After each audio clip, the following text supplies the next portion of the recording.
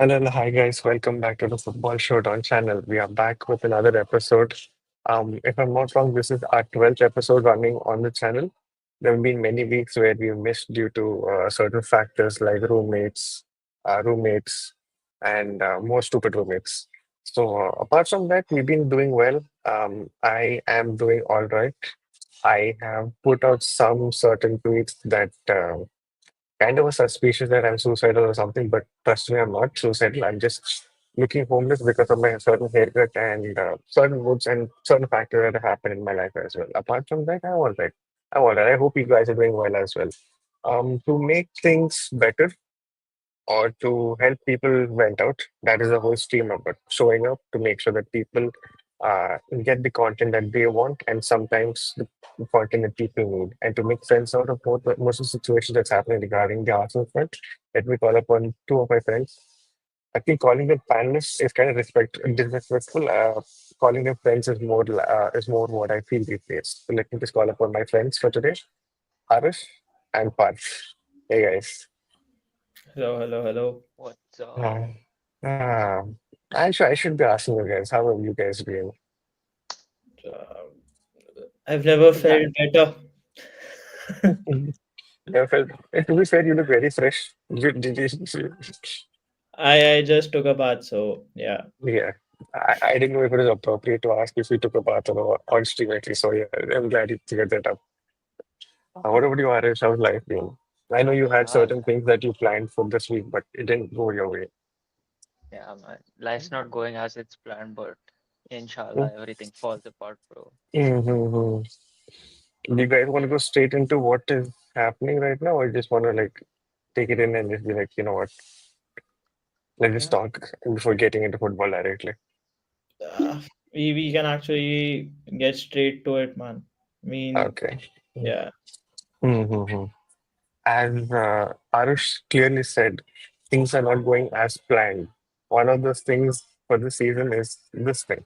Arsenal in the Premier League, I thought would be the difference. I've even put out a certain hype video in starting of the season. Do not listen to Manchester United fans, do not listen to Spurs, Chelsea, or all these guys. You're going to win the trophy.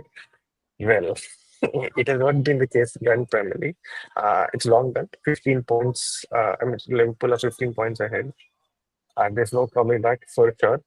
And how have we been in the UCL? It's been very suspicious. Like how we've been so good, but then to put it, uh, yeah, how do you say? To simply put that we've been lucky in the UCL is not fair because obviously, to be lucky, you got to have the players to make that luck work, right? And we are doing a lot of things without majority of our players in majority of the season.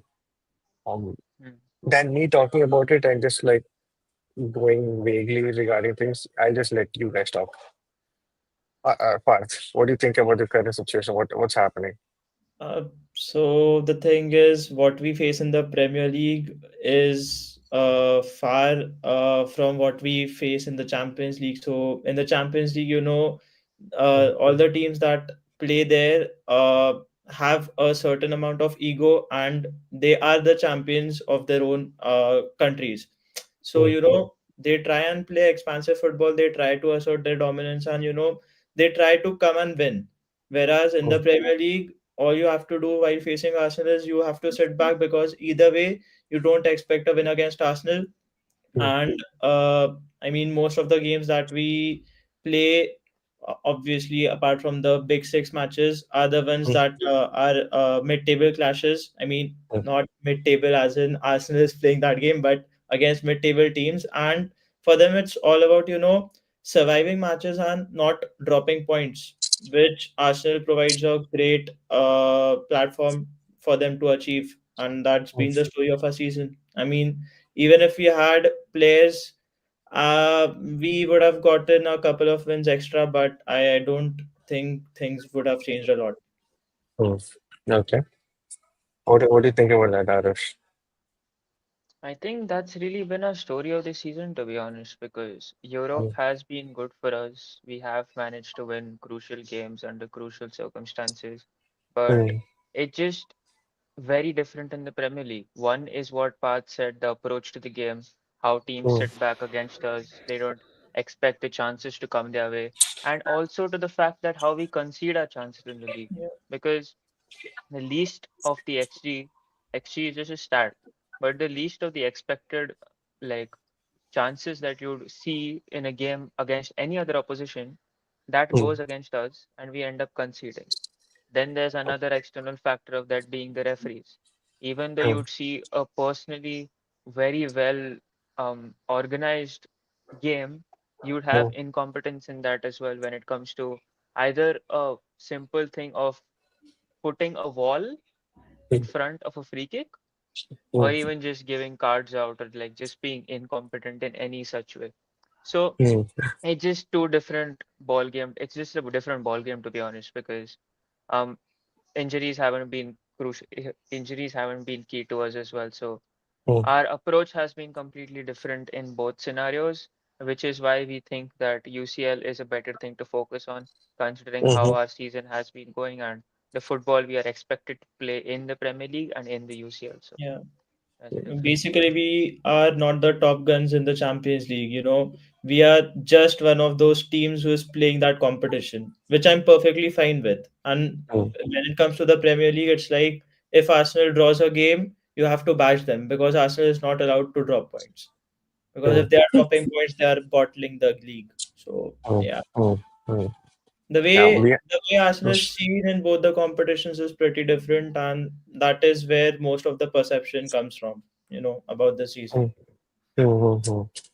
Um, we just take one comment. Ainsley says, "Damn predictions went horribly, didn't it?" True, true. Aarush, I you were mean, not there. Yeah, yeah. Go ahead, man. Ainsley's prediction of his players getting a rest went correct, but at an expense of something. But rest in peace, man. Aarush. Ah, nah. It's true. It is true. I mean, like, it's sad what happened, but honestly, yeah. I mean, if you talk about that side of things, right? If you like talk about the La Liga side of things, Atletico lost in the most dramatic way possible. I saw the score and I'm like, you can't make this up because Yeah, they scored a goal in spite of doing nothing. That it They, was a penalty, yeah, yeah, sort of. right? That it was a penalty, and then they conceded the 88th minute and then the addition time. 96th minute. Yeah, 96th minute. I mean, that's like some Yeah, bi-level shit right there. basically, Atletico got Atleticoed. Uh, Haha. yeah. You They've could say been that. having a lot of these If results. They if just Barcelona were in the Premier League, I would hate them for sure. I would say like they have some juju with the amount of goals Atletico have conceded. Hmm, hmm, hmm. But Exactly. yeah, But then again, coming back to the United game, Hmm, uh, people are saying like it is a shame to lose against this United team. We are sitting 15th, 14th in the table wherever you're challenging for the title. Arsenal does not have the mentality, and hmm, I just think they are just with poor takes, man. hmm, Because the thing with United is take any of United's best performances and it's come against the big six teams, hmm, and hmm, that is because there's one thing where Amorim wants to play his style of football, and there's hmm, another thing when it comes to the reality of United playing games. United has majorly depended on counter-attacking football, which hmm, Amorim does not want to promote, and that is hmm, how they've been grinding out victories against the big teams. And hmm, Arsenal facing transitions is not good, and Arsenal against low blocks is not good. So it was basically a match made in heaven for United. And again, you cannot beat the Old Trafford juju. No hmm, matter how hmm, good Arsenal is in a given season, it is never an easy victory there. But all things considered, it was a very very poor performance, especially after hmm. what we saw against PSV midweek. Uh, After that PSV, let's just say start padding session. I went ahead and said this, and Give me Real Madrid. Yeah, man. see, true. I mean, we're getting them, so Yeah, give us. the highlight of my season would be facing Real Madrid at the Santiago Bernabeu. I'm not Ah, even lying, man. I ex don't ex care about whether we win or lose, man. I just want to uh, play there. I mean, some people have gone ahead and said, be careful for what you wish for, take care of what you actually want. Do you really think you can beat Real Madrid? I mean, like, I wished for a job. I wished for happiness. I wished for my family to do well. Well, I don't have a job. Arsenal are doing shit. And my family, well, I guess they're doing all right. I do not know. I think they're doing all right. I mean, as since I'm still in US and not rushing to home, I guess they're doing all right. Right. The whole point of this tweet is for the fact that I'm done facing teams that I already faced in Europa. Give me some UCL heritage. Give Yeah. me something where our players can witness something or to aspire for. Give me something where the board will think, oh shit, this is the standard that we need to hit, and this is what needs to be the Mhm. benchmark. Not facing United, not facing City, not facing these guys and being okay with what they're doing. Like Yeah. go to the big stages, see what they're doing. Get thrashed by get thrashed by Madrid. I will take it because that is substandard to lose to. You lose to like I mean, not no respect to like Bournemouth, but like you lose to teams that study you completely and then do everything just for that game and then you flop. I'm done with that. Like at least give our players the experience that they need. Like, the board is not doing what they need to do. Mhm. At least give the players what they want. That is good experience in good European clashes. That's what I was trying to say. But again, people have gone out of their way and said some random thing. Yeah. But but the thing is, no matter how poor Arsenal plays, we will not lose badly to Real Madrid. It at the max it will be a two-goal deficit. I'm pretty sure of that. But then again, So, so, it's not the result against Real Madrid that matters to me. It is the way we play against certain teams and certain kind of structures. And it's actually getting to a point where, it's like mm, we are repeating the same thing every time we drop points. And mm, mm, it is down to Arteta. I'm the biggest Arteta inner ever, but there are certain things that he's been doing that's been pissing me off, and we mm, literally do nothing to change that.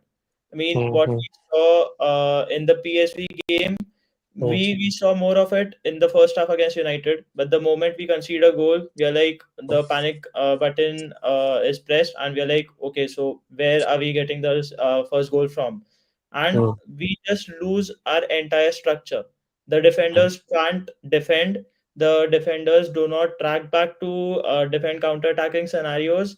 And in our attack, we start the evergreen horseshoe of sadness, where we are just passing the ball through the midfield to the wings, and it's just being recycled. It there's no end to it, and mm, I don't think. I mean, new signings would change things, yes, but if Arteta does not adapt to these mid-low blocks we face every game, mm, things are not looking bright.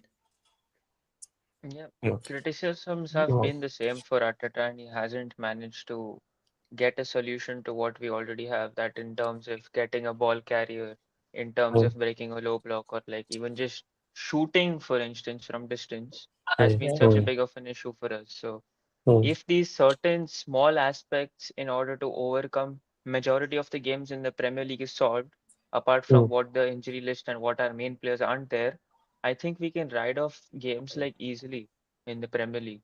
But it's just mm, the platforming that I think is being going wrong under Arteta. yeah, mm, mm. And I think okay. So you guys mentioned two things, right?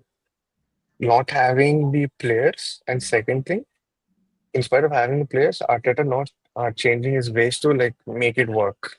yeah. Yeah. Which brings me to the point regarding Odegaard. Right now, the commotion. One second before. Okay. We will take in even this point that Ainsley has. Do you all think he should be leaving after next season if he doesn't win a trophy? Though, because it's been years. Okay, nice point. Nice point. We'll talk. We'll talk. We'll talk in depth about like his old process end of the season. But for now, we'll just talk about what is happening currently, right? So 3 points. First thing is Arteta adapting to the situation Second point, what is the solution that he's able, sorry, is he able to create a solution out of the present players that he has? And third thing, should Arteta leave next season if he doesn't win anything? I mean, like, should he leave after the next season if he doesn't win anything, right? So first thing first, is he coming up with a solution from all the issues that he had previously? I don't think so. He's been doing that, right? Because he's been having the same issue with this with the same teams: Fulham, Bournemouth, um, West Ham. West Ham. Um, since Unai Emery, even Aston Villa has been an issue. Yeah, we did win. We were kind of dominant even last season, but putting the ball in the net was the issue last season. Right? This season was the opposite.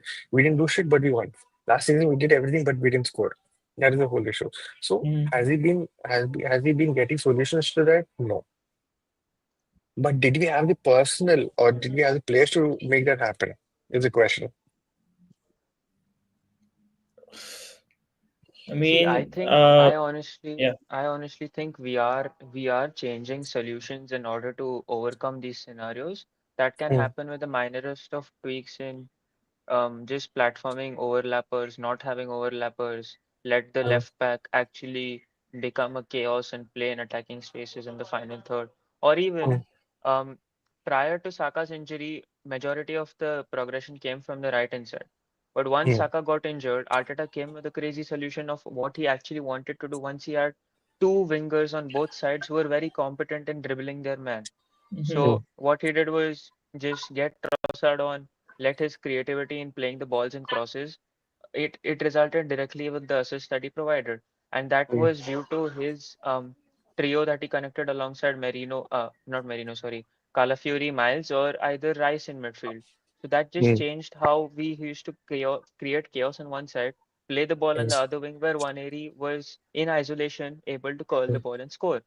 That mm, is one of the, oh, I think that is one of a good solution that is brought up, which we will mm, see once we get the right profile at left wing and mm, also complement it alongside a center forward who can actually be at the end of crosses and actually knock them home. mm, So there are certain solutions that he is getting out, but certain mm, solutions actually require a player to be signed, and that has mm, to be a ball carrier. That has to be mm, someone who's creative enough to play pass first and not actually hold the tempo. That's mm, been Odegaard's biggest concern even yesterday that we pointed out. So mm, it's just being pragmatic when you have the ball, holding onto the ball, playing into the mm, same predictable spaces, waiting for a player to beat his man. Half the mm, team can't beat their man. Who beat the mm. man yesterday? Uran Timber beat his man. Who was waiting at Timber. the end of the Yeah. cross, end of the box? Declan Declan. Rice in a Mm, position Exactly. where he wasn't even supposed to be, mm, and we ended up scoring that chance. So mm, it's just the story of the season, I think. mm, mm, And also, mm, the thing is, uh, would I say that Arsenal's structure is not good? No. mm, The only problem is how Arsenal or Arteta platforms his players. So, like, when you know that you lack creativity in the midfield, and with Odegaard out of form, uh, mm, things are looking gloomy, then why are mm, you still starting Thomas Partey against a low block when you know that Thomas Partey won't bring anything extra to your game? Why not start Declan Rice as the six and put two eights in front of him? I mean, mm, yes, that is attacking. Yes, that is aggressive, but that is the only way you can beat such blocks because your wingers aren't good enough. I mean, mm, for all the quality that Vaneri possesses, he mm, was platformed horribly yesterday. I mean, mm, see, we have three attackers: Mikel Merino, Leandro Trossard, and Vaneri, Ethan Vaneri. mm, The thing is, why is Ethan Vaneri hugging the touchline and Jurien Timber occupying spaces between the lines? I mean, shouldn't this be the other way around?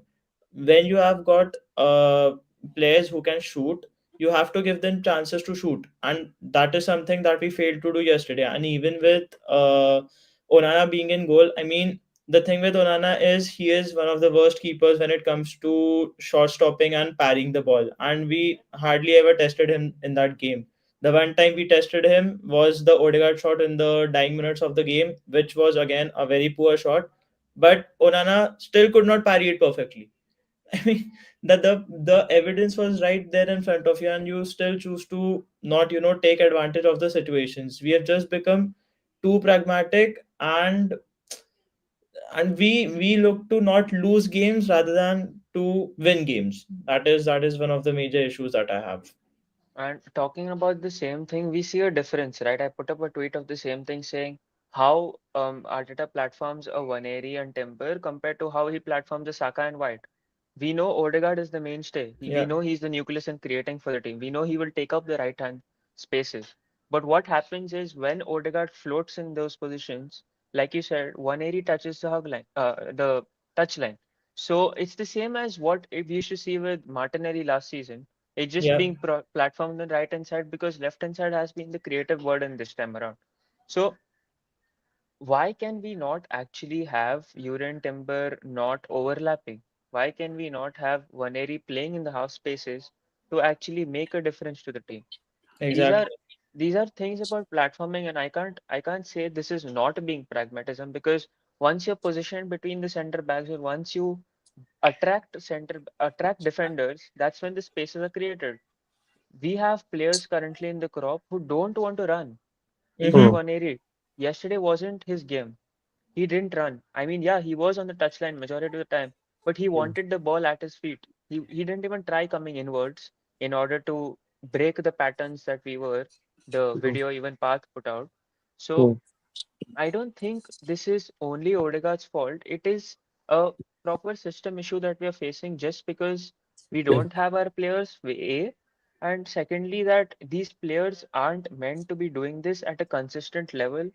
Hmm. I mean, in the Premier League, in the Champions League, once you're Hmm. afforded spaces, anyone shines. The Hmm. Yeah, sole creator of the team can make a difference, and that is Hmm. the fact. But against a low block, how do we find solutions apart from the sole creator being the creator? Hmm. That's just the question. you know, Which this is the yeah, yeah. exact thing. This is the exact thing I pointed out when I was talking about the PSV game. Hmm. I did say that Arsenal is dynamic, and at the same time, it is the most static team ever.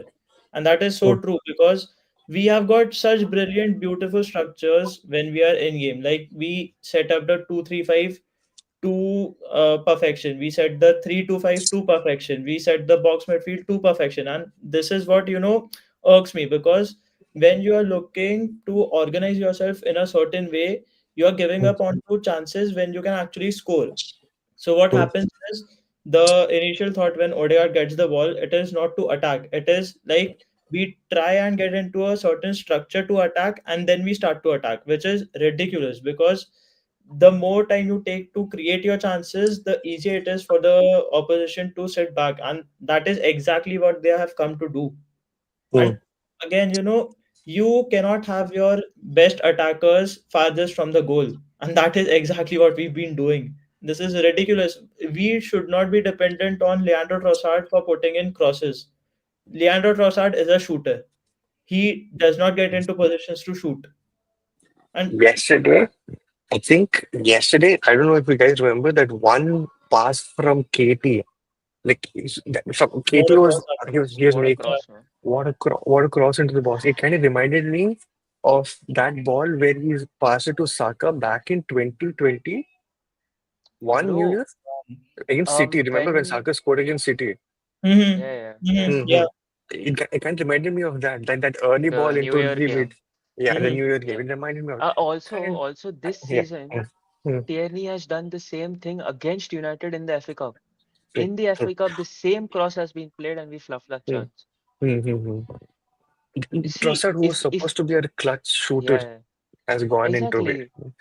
He's also one of our best finishers at the club. You saw that chance that he created yesterday. The Mm-hmm. shot out of nowhere. That if that went in, that was crazy.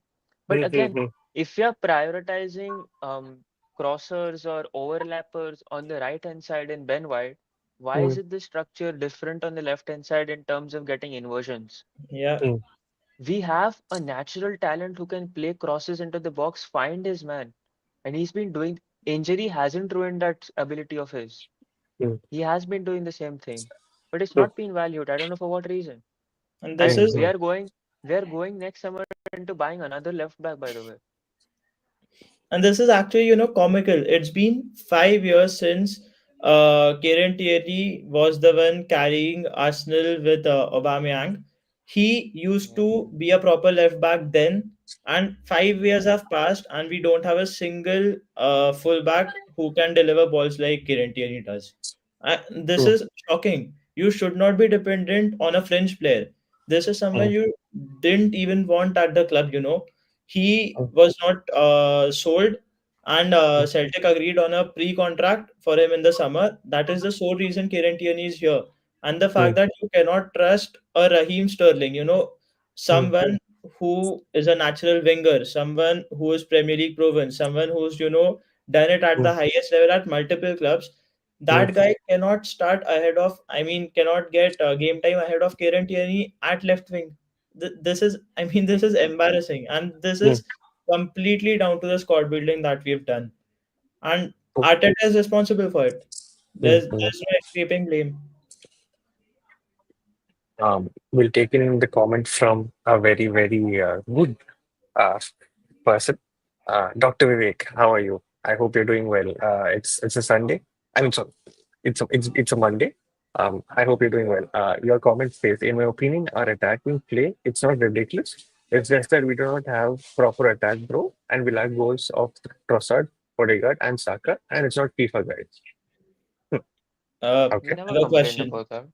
No, I have a question. Mm, When we had Odegaard, when we had Saka, mm. were we attacking well?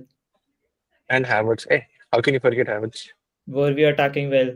And you cannot tell me that all the goals and assists that Saka got prior to his injury were Mm, based on how Arteta platformed him. Arteta has done nothing that I would say that has benefited Saka this season. It has just been Saka's ability to create goals that has helped us. And that is one of the major issues that I have with Arteta.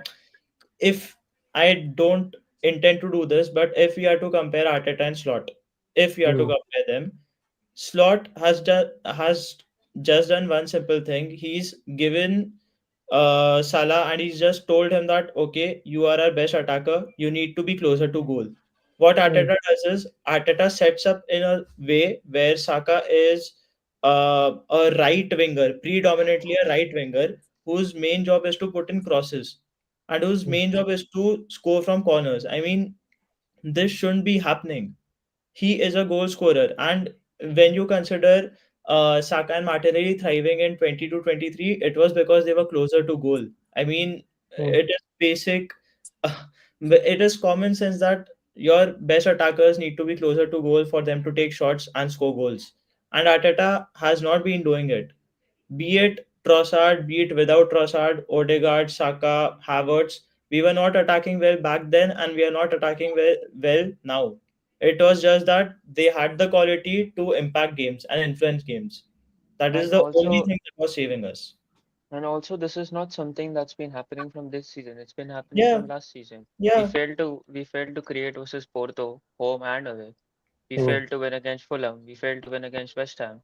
These are the same glaring issues that we're facing. So I don't exactly. think it's something that our main team players come back and can fix directly as well. It's just the quality that they have is better. They can Hmm. mm, take on their man. Hmm. Our Exactly. players, they can mm, run, they can move from the spot that they are envisioned to play in. And I mm, don't know what happens with this, with the talk of Zubimendi coming in, because yes, you would have Odegaard's role of not falling, dropping deep and progressing for mm, majority of the game, but you will have Odegaard in that same position to break a low block in tight spaces. What are we going to do then? Yeah. What are the mm, solutions? If you mm, are getting someone on the left hand side, which I don't think so in midfield, Rice will continue that role. Rice can make a difference, yes, but how many times can he make a difference? mm, Exactly. Only if you make sure that your left winger who you're platforming is not on the same level as to what we would do of Martinelli last season. If you're bringing in the versatility, if you're bringing in the balance in overloading one side and leaving one side in isolation, that has to go on to put off a defensive side. Hmm. That can't stop just because we have a certain player in the squad. Yeah. And hand to heart, we all say that Liverpool would be nothing without Salah. Uh, yes, they will drop points. Yes, they will not score the goals that they are meant to score. But tell me, I'm genuinely putting for this question. Do you feel Liverpool will struggle in attack with no Salah available? They won't, because that is not a team that is solely focused on a single player to platform their attack well. It is the mm, entire attack, and to complement that attack, they have a midfield. We mm, don't have that. For us, it's like our attack scores or someone from the midfield scores, and it should not be like that. But the thing is, you've got world class attackers. Then why don't you give them the freedom to score goals? Why mm, is mm, Alafiori, why is Timber getting into better places to score? There was just this start yesterday. I was looking at Fort Mob. Uh, Jurien Timber played 90 minutes. He had 90 touches of the football. Ethan Vanery played for mm, 60 minutes. He had 40 touches of the ball.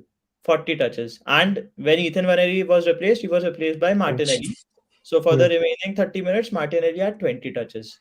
So mm, that adds up to 60 touches. And Jurien Timber had 90 touches. Why? Why? This mm, should not be happening. mhm. I mean, it's We couldn't do 110% of anything the with the platform. possession that we had as well yesterday. It's not like we created anything from the possession that we had yesterday. Yeah. We'll take in few comments we've got. Angel, of course. Now, man, in such a season where squad depth is important, your board decides to not to buy anyone in attack. They make Laporte look good. We haven't bought anyone in attack in the last 5 windows. Yeah. Mm.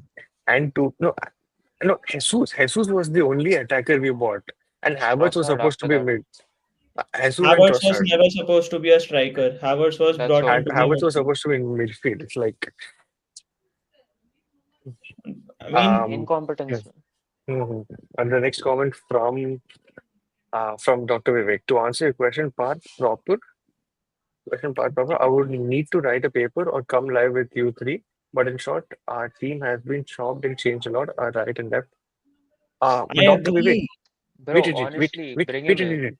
Is that's what Dr. Vivek, if you have the time, maybe like 10-15 minutes or so, you can Yeah. definitely let us know. You can text us, either of us on Twitter or on Instagram. Let us know. Just I will text send here. you the.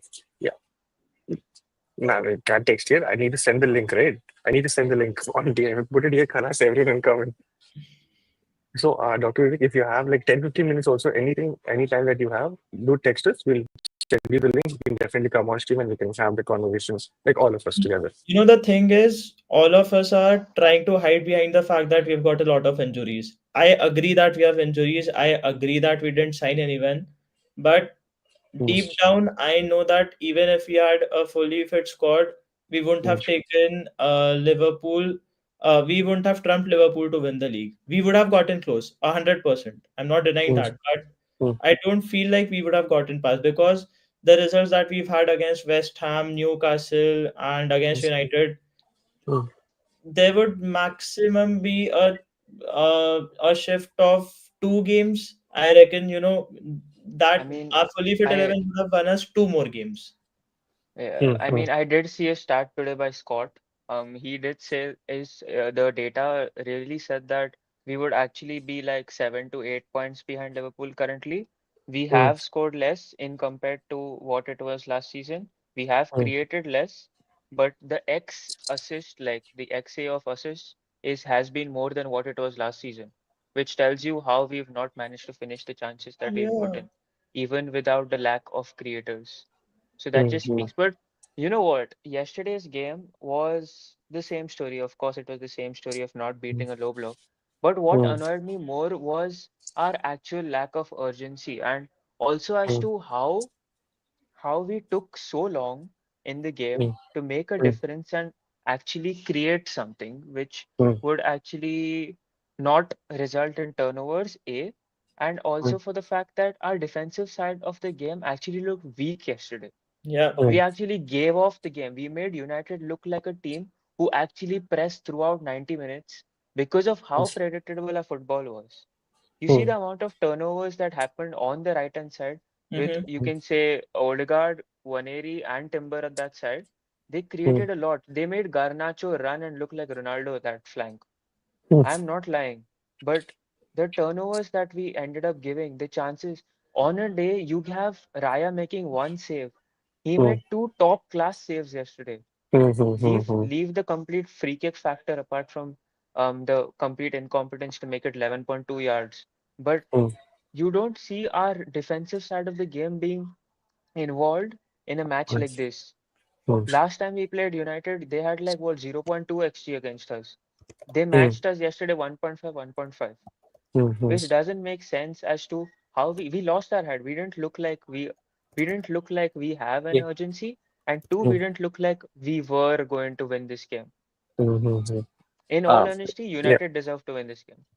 True, true. Let's take a few comments because if I'm not wrong, I think we have a United fan in the in the chat as well. I'll definitely pull that out. Um, so hmm, I see Haina is okay. Uh, nice name, and they have Nunes and Jota in attack. It is That same not donkey can about make a difference. it is not about the personnel, it is about how they play. Mm-hmm. See, though Nunes doesn't score, he'll do some chaos, and which will somehow create a chance for some other player to score. Exactly. And Jota, can you really bet against Jota? Yeah, he does I mean, miss a lot of chances, the but he'll problem all. the Mm, problem here is they mm, hold Liverpool's attack at such a high level that their mm, worst attackers, they make it seem like their worst attackers are actually bad, when in fact they mm, are half decent players. mm, If you told me, would you take a Darwin Nunez at Arsenal? Would you take a Diogo Jota at Arsenal? I mm, would have happily taken them. And that is the gulf in quality in our attack and their attack. So the comparison does not make sense. mm. Um, by the way, Dr. Vivek, if you're trying to contact us on Twitter, apparently it is down. Um, Yep, Twitter is down. okay. Anyways, our Instagrams are there on in the description. Do check that and let us know if you want to join. Again, no posting. The next comment is, "Hi guys." Oh, Atif. Hey man, it's been a while. Even on Twitter, it's been a while since we spoke. Um, Sanchit, My Goan guy, Liverpool bro. won. Okay. Sanchit's responses to the poll that I put up on Twitter on YouTube, by the way. We had 7 votes out of how many? Out of 9 concurrent views, which is like nice response. I've asked, I voted too. Will Liverpool do well without Salah? 71% says no. I think that's a response to what Parth said. Like, I think Yeah, Liverpool will do this is well. the exact point I made. Mm. Yeah, Yeah, Sanchit puts it exactly. Like, Liverpool won't do well See, without Salah because other players aren't clutch, but their style of play creates more one-on-one chances. exactly. Agree. yeah, exactly. It's because they play high risk, high reward football in terms of not getting your wingers to actually defend. What Mm, our wingers do is actually track back majority of the mm, games. mm, You mm, mm, compare a Saka compilation versus a Salah compilation. You'd mm, see Salah being put near the manager's mm, rectangle. mm, You'll see Salah on the opposition manager's rectangle. That's the mm, Exactly. difference. And I mm, He agree, won't collect the ball. He has to collect, play passes, and mm, actually reach to goal. mm, 100%. Salah has it on plate. mm, Salah You has know, two or three actions to make a I difference. I get the out of possession principles. I get that you have to defend as a team, but mm, when you know that you lack creativity up front, you mm, have to allow players that are creative to be closer to goal. I mean, you actually have got Declan Rice. Declan Rice is one of the best ground eating monsters present in world football. mm, Why are you restricting him to a more advanced role? That person can actually cover for any mm, attacker. He mm, can mm, actually mop up, and we don't let him play in that role because Thomas Partey is the one playing in that position. It mm, makes mm. no sense. It actually makes no sense. True, true.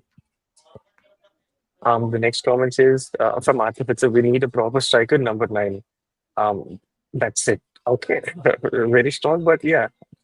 Again, you guys have 4 injuries by the way, and one of them is Tomiyasu. When Tomiyasu, What? Compare timeline. Compare timeline once. hmm, hmm, Let's have a and conversation about that. What? I think Tomiyasu is like a Please, Luke Shaw. someone. I I'm think I'm requesting you to please not entertain this. We've got four injuries. We've got four injuries currently. hmm. We have our entire attack out, and that comprises of three injuries. Bro, I So see, I see, Hannah. Tell me, at what point of this season have we gone consecutive games with the strongest lineup? yeah, In Give my me one opinion, star. I think two. I think two max. I don't even know. Wait, I don't even know. I Exactly. think and Tomiyasu and could be compared to like Luke Shaw honestly because of speaking, injury. Yeah. these aren't even excuses. Mm, Ben White was out for 6 months. I'm mm, just And putting out facts, to mm, debunk that four injuries, by the way. So we mm, had Ben White out for 6 months, Tomiyasu out for the entire with season. surgery, by the way, with Yep, surgery. yep. And then we had Timber coming off of an ACL, who mm, was suspended for 2 games, I think, the mm, Brighton game and some other game. Then we had mm, Calafiori, who's been coming in and out. And then we have had Lewis Kelly, who's gotten a red. Actually, mm, okay, mm, let's not take that into consideration. We're just talking injuries. So Odegaard out for Calafiori's been three injured. months.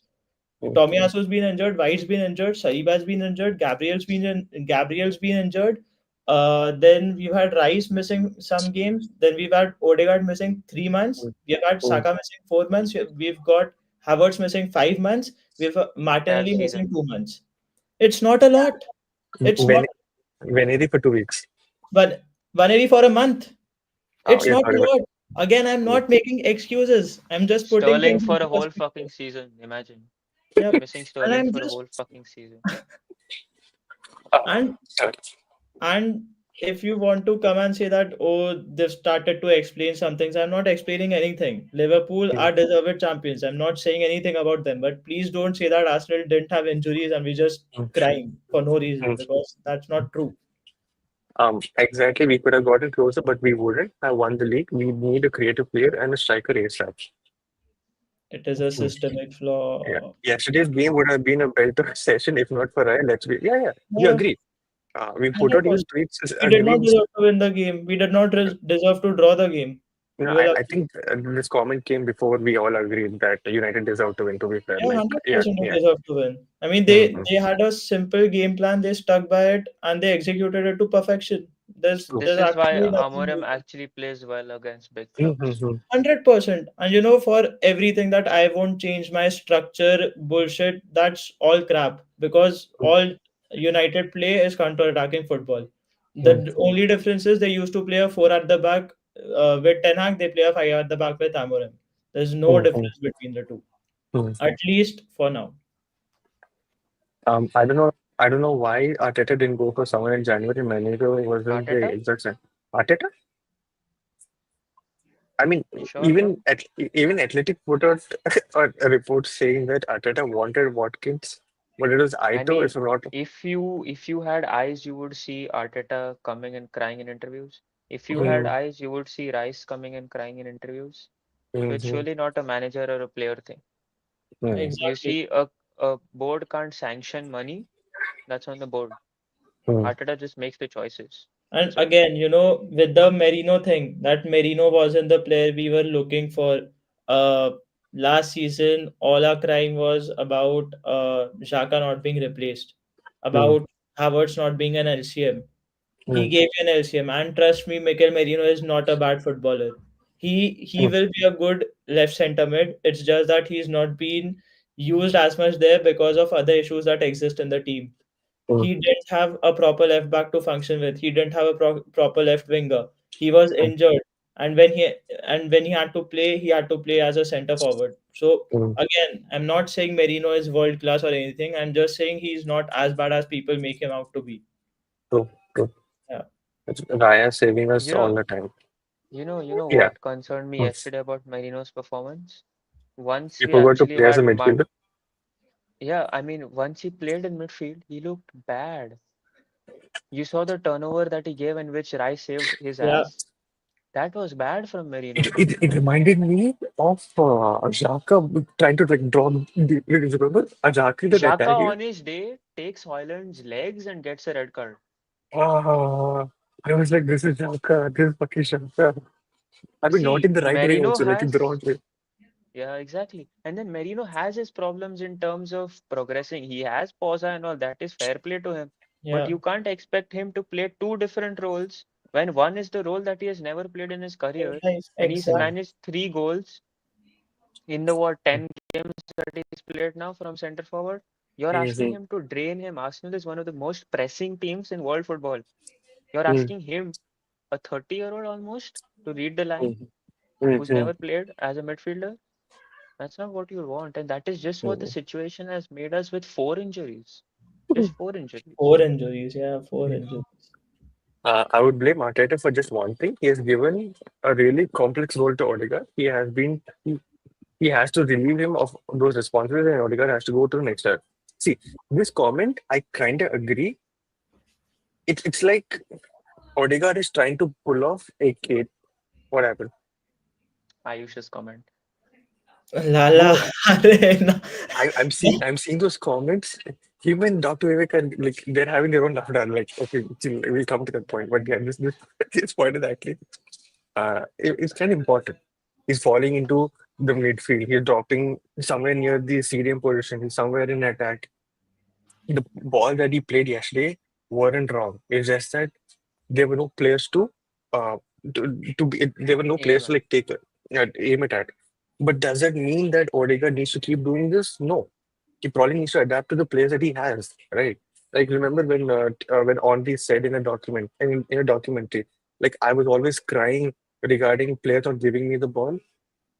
Then I started to understand that okay, a certain player gives the ball like this or passes the ball like that or something. So Yeah, maybe Odegaard needs to do that or needs to learn that part of thing Yes. as a captain, as still the Arsenal captain, in spite of all the other narratives that are running on Twitter anywhere, I think as a club captain, he will shine. It's just that we need somebody who's good enough to understand, and we need somebody who is like ready to like take up uh, the responsibilities from the defensive side from Odegaard and let Odegaard do what is really best and at. in all fairness, over the last two games, that Mm, is something that we have actually been able to achieve. Against PSV, if Odegaard was dropping deep, there were players who were taking his position in order to mm, There not was make his freedom. absence felt. mm, Yesterday, he mm, wasn't playing that deep. He was in advanced positions. In the first mm, half, he had a very good game. But in the mm, second half, the problem with him is the moment things start to go south, his mm, first reflex is to mm, hug the right hand side. And mm, he mm, I have no idea why, when he's got acres of space in front of him, he prefers to go to the right hand side and he mm, starts to mm, combine with nothing. He's mm. combining there when he's got three players on him. I mean, it doesn't make sense. True, true. That I agree. That was a little bit like what the hell, bro. And the thing is, Just- problem mm, arises when you know that you've got nothing, no one in your team who can create apart from Odegaard. If mm, Odegaard mm, was having stinkers after stinkers, I would be mm, less worried if I knew that okay, if Odegaard is not performing well, we have someone else who can create. At mm, this moment, we have nothing, mm, and when he has these kind of games, it actually reflects in our overall performance. mm, mm, And when we used to say, and people would be like, okay, so when Arsenal lost Odegaard and had Saka, so they were like, we miss Odegaard, and now when we have Odegaard and miss Saka, so they're like, nah, now for them Saka is the most important player. The thing is not mm, that. There are relationships on the field.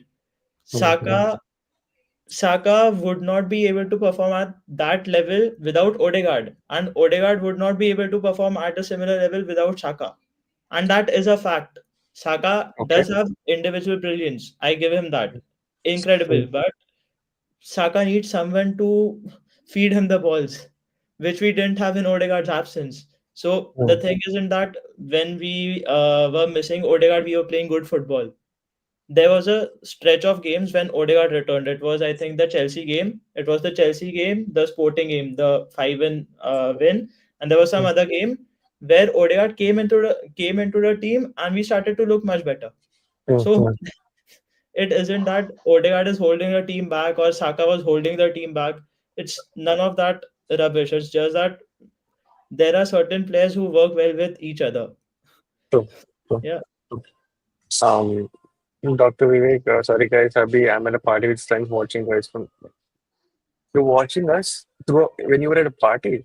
Either the party He's is a shit real or one. either you just love us so much, man. Like, He thank you is so a much. real one. Yeah, yeah, yeah. Thank you so much. Thank you so much. We'll try to come on the channel one day. Yeah, definitely. Definitely. I mean, I respect how he's beefing with Lala even being at a party. Do you guys want to go? Okay, you know what? Yes, we'll bring that up as well. Salah is the goat. Agreed. 100%. We No have way. never we have never belittled him, man. Mm-hmm. Mohamed Salah is the best Premier League player. Come on. He deserves the Ballon d'Or as well, Ah, bro. Yeah, 100%. you guys ready? Okay, I'm going to bring out the Hindi. Don't judge me. Okay, Yeah. let's go. Yeah. Uh, भाई ऐसे तो मत बोलो साला 10 track back in different अरे भी doesn't. करता है His primary role is not to defend. That is what हाँ we are हाँ saying. He हाँ defends when he has to, and that is good. Every winger should do that. But when hmm your major job becomes to track back and then to attack, that becomes an hmm issue, which we hmm are now facing. And to put this more into picture, just compare the heat maps for the last three, four hmm seasons. Yeah. Hmm Just makes a big difference. Next. लाला भाई हम बोल रहे हैं कि साका उस level पे defend करते हैं लेकिन साला ये लेवल पे डिफेंड करते हैं उस कंपैरिजन कर हम कर रहा है deal with it batting wise overall Over uh, my dead body. Over my dead body. I mean, you are seeing the difference what one injury can make. See what four injuries can make. Four injuries, yeah, man. That's a new one. mhm. I party take को a new निकाल दो one. वहां Okay, से. Like, वो I अपने bro, आप we've I निकल seen this for जाएगा three भाई. seasons. For I three seasons, concur. don't say this. And I've not and said this season only. I've Nana, not just said last I year. It's 3 seasons. I don't understand one thing. Why does Mm. Thomas Partey have to start every game? I have no idea. Arteta has some inside info, bro. I can't lie. Bro, party staying fit this entire season while the rest of us are like, bro, That is ah, enough to prove anyone apart from an Arsenal fan to know that this mm. season is going wrong. Like last season Exactly. when Partey, so can you imagine like Partey has not been fit last season and we finished second. Partey has not been fit that much that well and we finished last second like Yeah. last season. And for one season he's fit. We are finishing third. Probably we might even drop to fourth depending on the situation. Look, if you look at And it. again, Mm, the thing is, I'm not saying Thomas Partey is a bad mm, footballer. He is very good mm, at what he does on the mm, football field. mm, But the thing mm. is, Uh, there are certain profiles that complement each other, and Jorginho complements Rice the best. Thomas mm, Partey and Declan Rice is not mm, a midfield duo I want to go with, and we Part fucking have Partey that as and our entire Xhaka base. was a good duo. Exactly, mm, yeah. mm. I mean, Partey को निकाल दो तो Partey actually निकाल्ड Rodri from the Atletico Madrid team Okay, in thank his God. prime. Oh, I was like, you're going to say something to cancel the shit out of this No, no, season. no. I have enough brain cells. मुझे मुझे नहीं manager बना दो I get you guys trophy पक्का एक काम करो भाई आप मैनेजर Over बना my दो dead body. आप आप मैनेजर बनाओ और हमको जॉब मिला दो प्लीज प्लीज अरे भाई इतना भी तो सीरियस हो गया.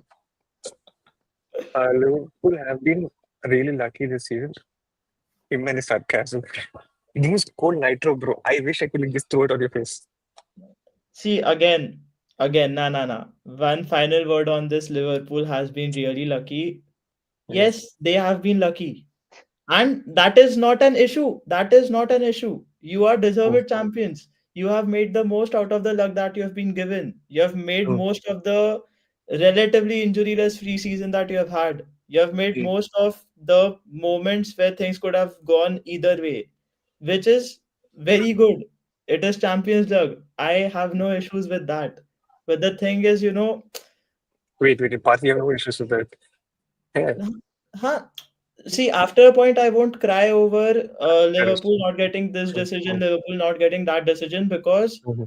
somewhere I know that we haven't been at our best. Yeah, And be it this I agree. our, we haven't been lucky this season with injuries. We haven't been Mm, lucky with this season with mm, red cards. So mm, that's the thing. No one is mm, belittling what Liverpool's done, what Slott's done. They've done mm, very well. But the mm, only thing is, Liverpool has done well when others have done poorly this season. That is Mm, the only thing we are trying to say. mm, mm, mm. Smash the like button, guys, if you don't want me to speak Hindi. I'll keep speaking Hindi till you guys not. Nah, your Hindi deserves a like in itself, man. Come on. Liverpool bought in the league last year from the stage only Lala Bhai.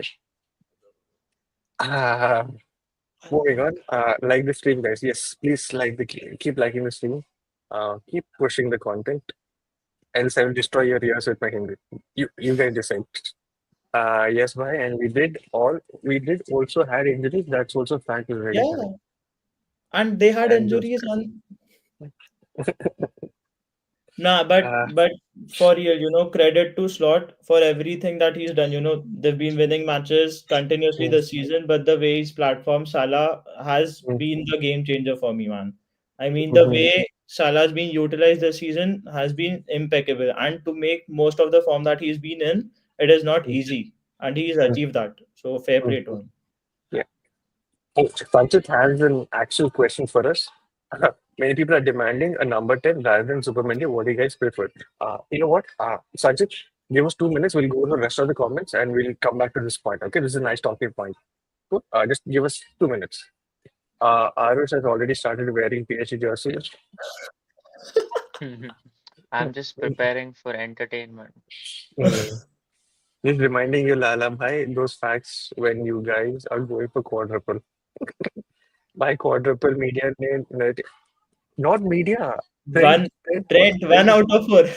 Yeah, one out of Trent said that, not us, not the media. Trent said it himself. Yeah, Lala Bhai. Exactly. Yeah. नहीं लाला भाई Trent ने 1 out of 4 किया था Give up, इतना man. Give जल्दी up. आपका आपका भाई बोलने नहीं देगा या तो भाई जो भी टाइटल तो निकल लिया अब तो guard of honour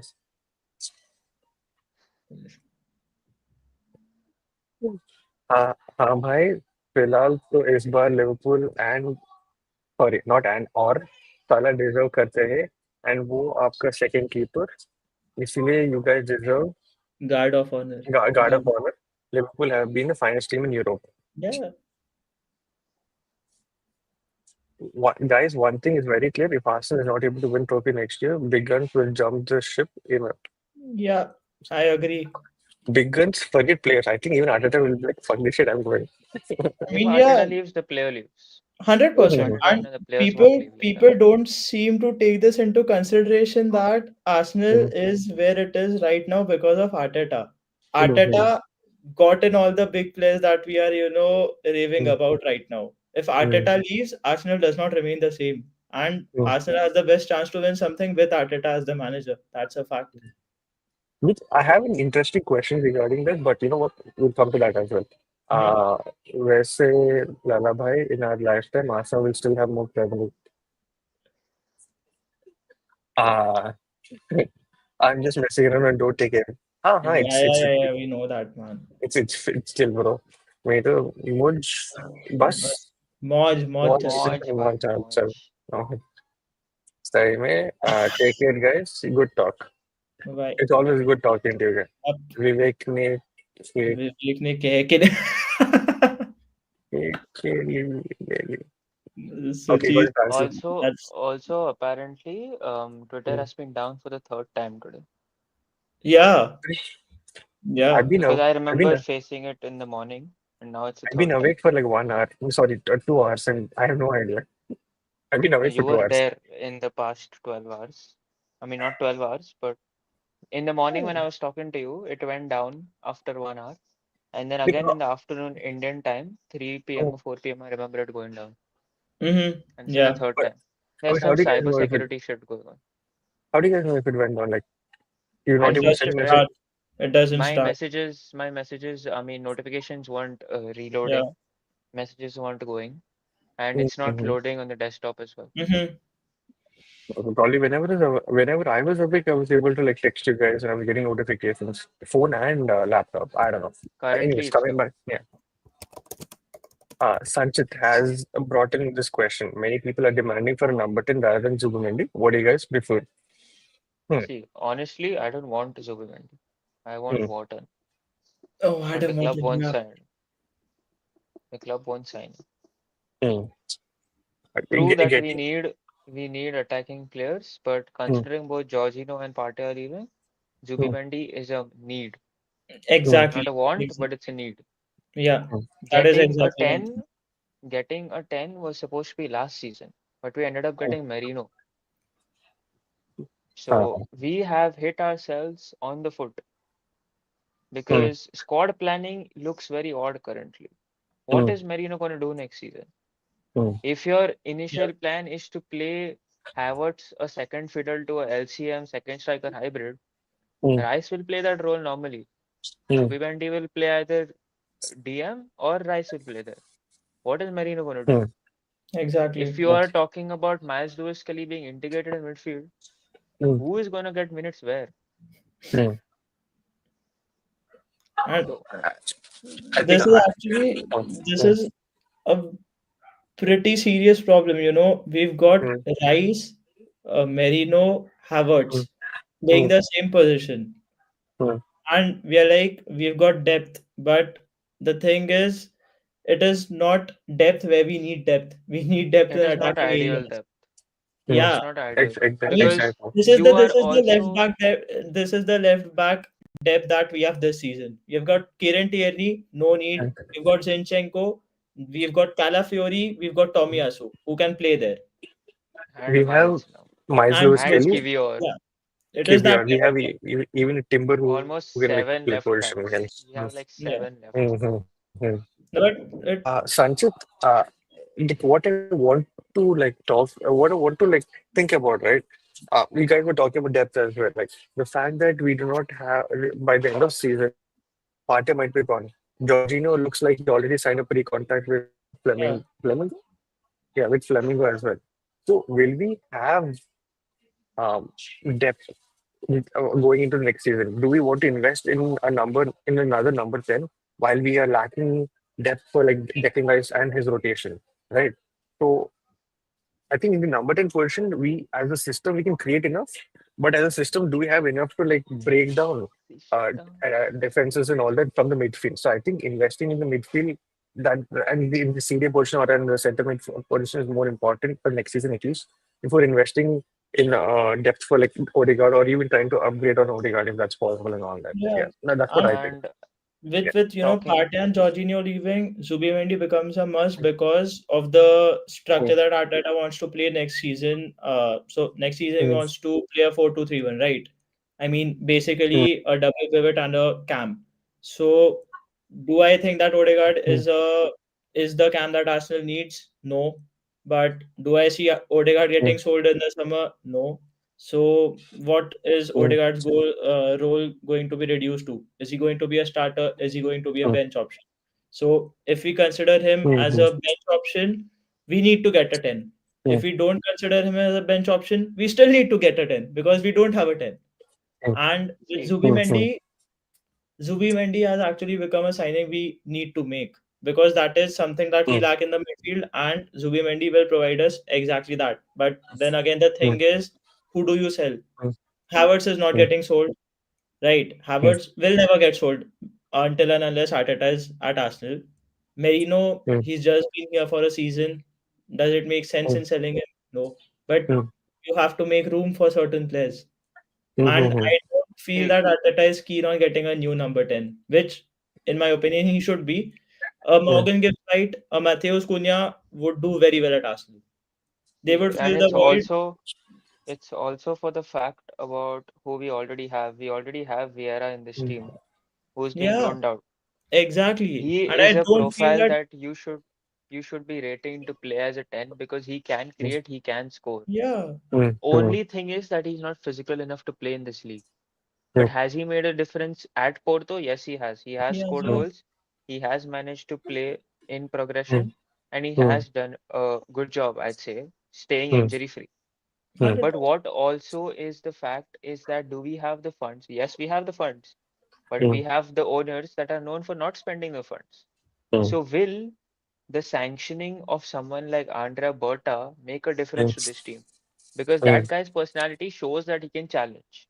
mm, Now, considering he's coming with immediate effect, he should be coming up with a plan to allocate resources, allocate proper pinpoints to which players we need, and making sure that the ones we need are prioritized first, and then we go for the external factors to actually complete this project and reach it to its final phase 5. Yeah. Mm-hmm. And the thing is, ideally, what a summer should be like. It should be a CDM, it should be a left wing, it should be a center forward. I Mm-hmm. And a don't feel goalkeeper. like we should be getting in a left back because it is not a priority signing. I don't feel like we should be going for Joan Garcia, but Arteta being Arteta, he will brainstorm and for no fucking reason get in a keeper who would not want to play second fiddle to Raya. I mean, it does not make sense, right? And then the thing is, he loves Odegaard to an extent where he does not want to get a 10. And we have Vieira, but if we recall Vieira, where does Vaneri play? Because people are He's raving Saka's about cover, him to be as the honest. 10. He's Saka's cover, man. I don't see it. Again, that is the thing, right? I want him to be Saka's cover, but I want him to deputize for Odegaard as well. But if we get in Yeah, he can do Vaneri, both. But if you have Vieira, Vieira will do that at a much better rate than what Vaneri will do. I want that to happen. And then you're talking about Max Dorman's integration. So in a way it becomes I'm not saying he will be integrated, but he will definitely get some minutes, right? So the thing is Arteta needs to choose a particular way of going forward and he needs to stick by it. He can't be doing this where he sees Odegaard as the RCM, gets Merino as the LCM, and then says, okay, Merino as the LCM, it didn't work. Let's keep him in a double pivot. Now I want Rice to be the 8, but nah, fuck it, it isn't working, so Rice will go double pivot. It does not work like that, right? You you can't be going on changing structures every season and then sanctioning purchases to match that. And then when it does not work, you're like, okay, so I'm just stuck with this guy. What do I do next? And that is the kind of circle we've got into, which I hate. Because again, as Arush pointed out, we've got Merino, we've got Havertz, and we've got Rice for the same position. And And say Fabio Vieira comes back, he plays that position as well. yeah, He made majority of the differences last season for us by winning penalties, winning assists, winning scoring goals, was from the from left. left center mid. Yeah, yeah. What are we doing? We sold Emil Smith Rowe as well. A carrier, a ball progressor, a creative player. Fair enough, we were lucky to get a good fee from him. That is one thing Edu Gasper has done good. But what are We we got doing in terms decent. of squad planning? And also, again, you have got Declan Rice. He is a good carrier, but he is not your primary carrier. Yeah, Why? that is the issue. That is the Why issue. are we Yes. treating him like a carrier, man? He's not a You know ball what? carrier. Y'all should actually read through Declan Rice's post game review yesterday. Yeah, He analyzed the game, bro. He analyzed the game like a tactico over there. He pointed out everything that you needed to know in proper words. and again, the thing is, Rice will prosper in any position he plays, but it will be at the cost of taking someone's position, right? Declan Rice, for as good as he is as a midfielder, in my opinion, he is the okay. I won't say he comes in the top 5 in the world for me easily, without a doubt. But the thing is, he's so good in every position that he can play anywhere. But he has got his weaknesses, right? And we Yep. still try to shoehorn him into the left center mid position when we can actually get in a better player there. I'm not saying Rice is not good, but there are players in the market that are better than him in that particular position. So the versatility is good, but when you have a specialist who can like do Yeah, that role, exactly. he'll be a Exactly. better. True. And then Um, we'll have mm, conversations next season about 105 million Declan Rice put on the bench by Zubimendi. Doesn't make sense, bro. uh, You need to value the asset that you have in Declan Rice. Not many mm, midfielders do what he does every game. true, true. Sanchit, I actually have a question for you. I know you've been saying people. I weirdly feel it could be your opinion as well, but let's not go there. So my question to you would be, I know presently we have a left-footed number 10 who is more inclined to go towards the right side.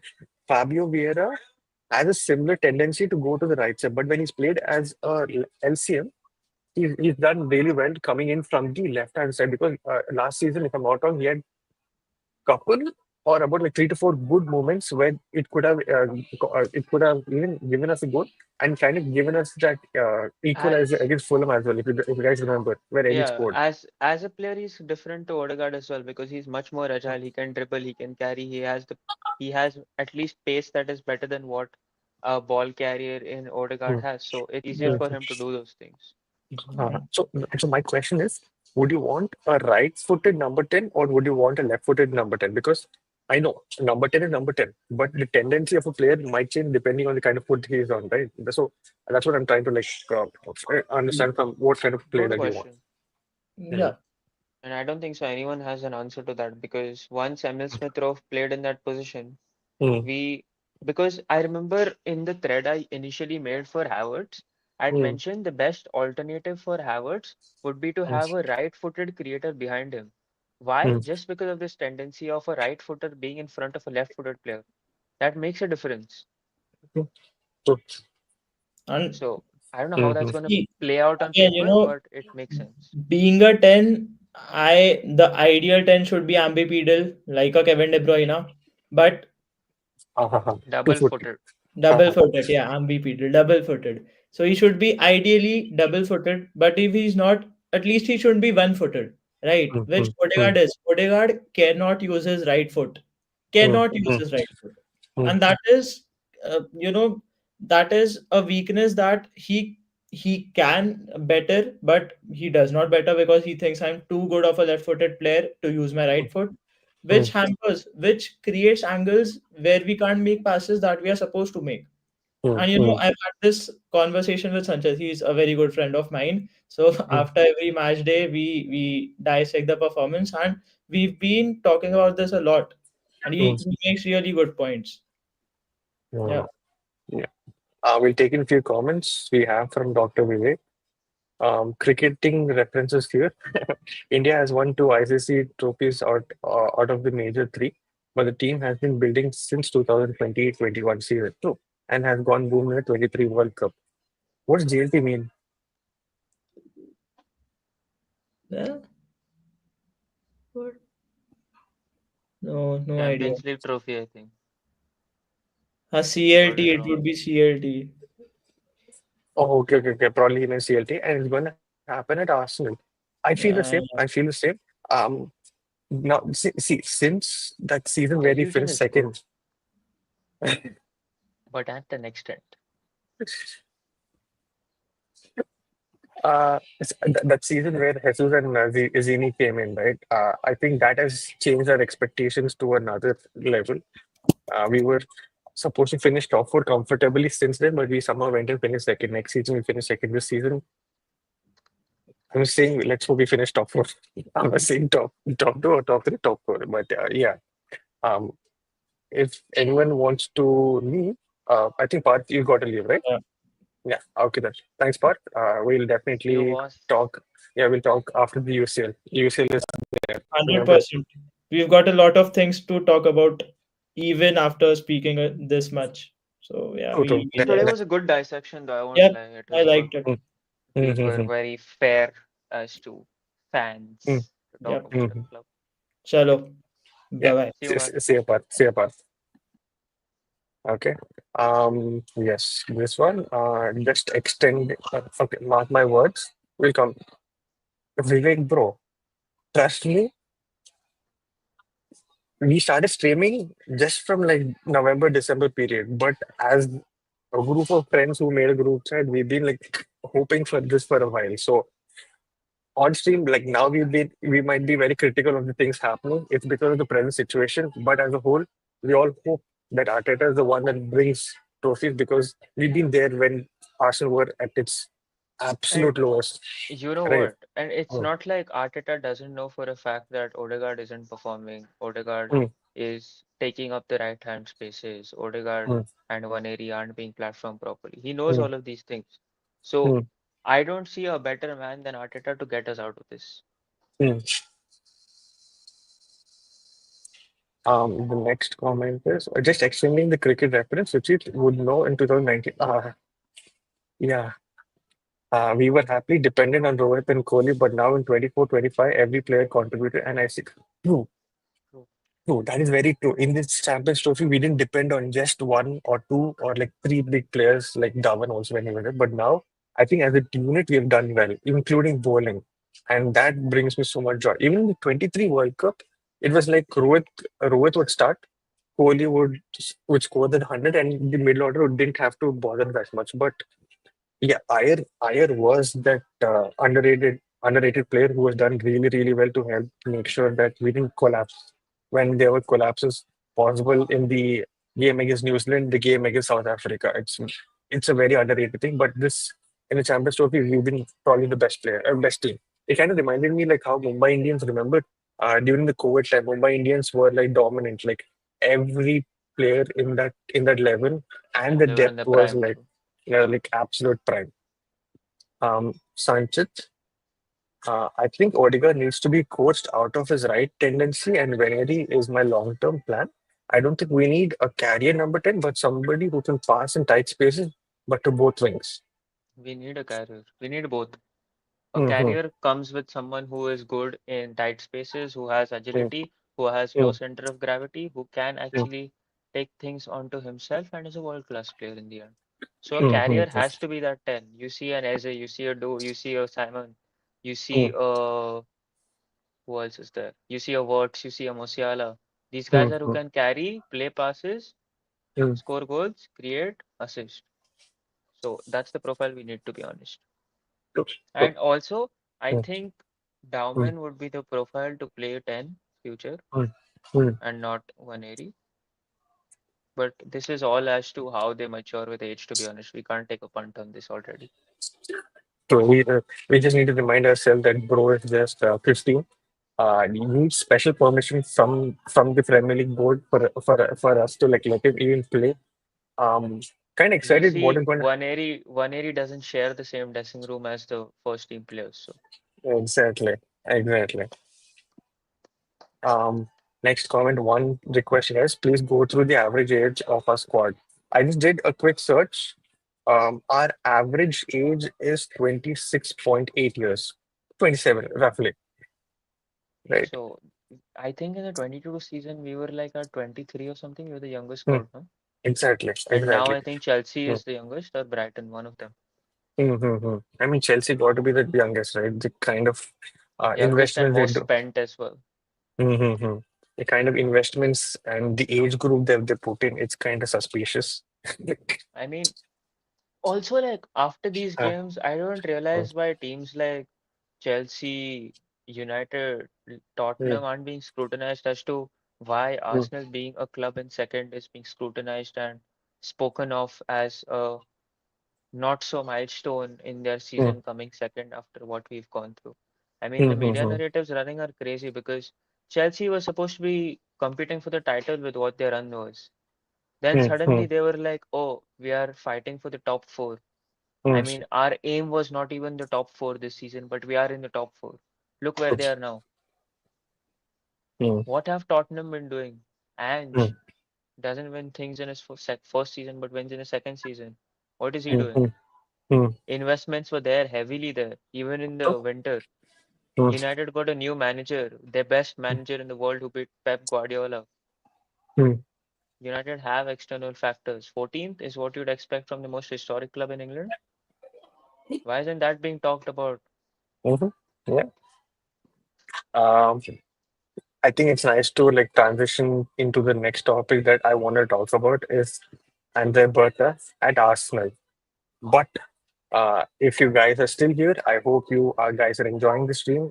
I think Do just take the comments and then Yeah, we'll yeah. transition. We'll take in a few comments and then we'll transition into the Andrea Berta situation. Okay. Dr. Vivek, we got to go. We will see the rest of the stream after I return. Thank you so much, by the way, for coming on to stream. By the way, love the jersey, Aarush.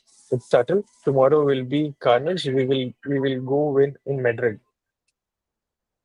Ibrahimovic prep, bro. Let's see. Uh, Yeah. uh, Sanchit, nice talking to you guys. Looking forward to more Arsenal only discussions. Great talk. Nice knowing you as well, Sanchit.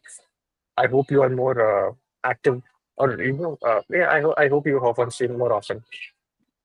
Nico Paz and Paz should have been options for Arsenal, man. We have a panelist who is a big fan of Nico Paus, so we Yeah, know yeah. about him. True, true, true. Um, I think it's like a nice segue to talk about and Bart right Berta right now. Yes, Right. sir. Small introduction.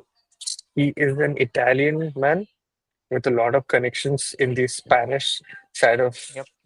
things and a lot of Portuguese players as well. Some say he could be one of the agents of Mendes. We do not know, but for a fact is that he's been a technical director for Atletico since 2012-13, if I'm not wrong, and became the sporting director since 2017, if I'm not wrong, or has been like in that interim sporting director position since 2017. 18-19 was the time where he became the sporting Yep. director of Atletico. Um, Few things, let's bring in facts into this.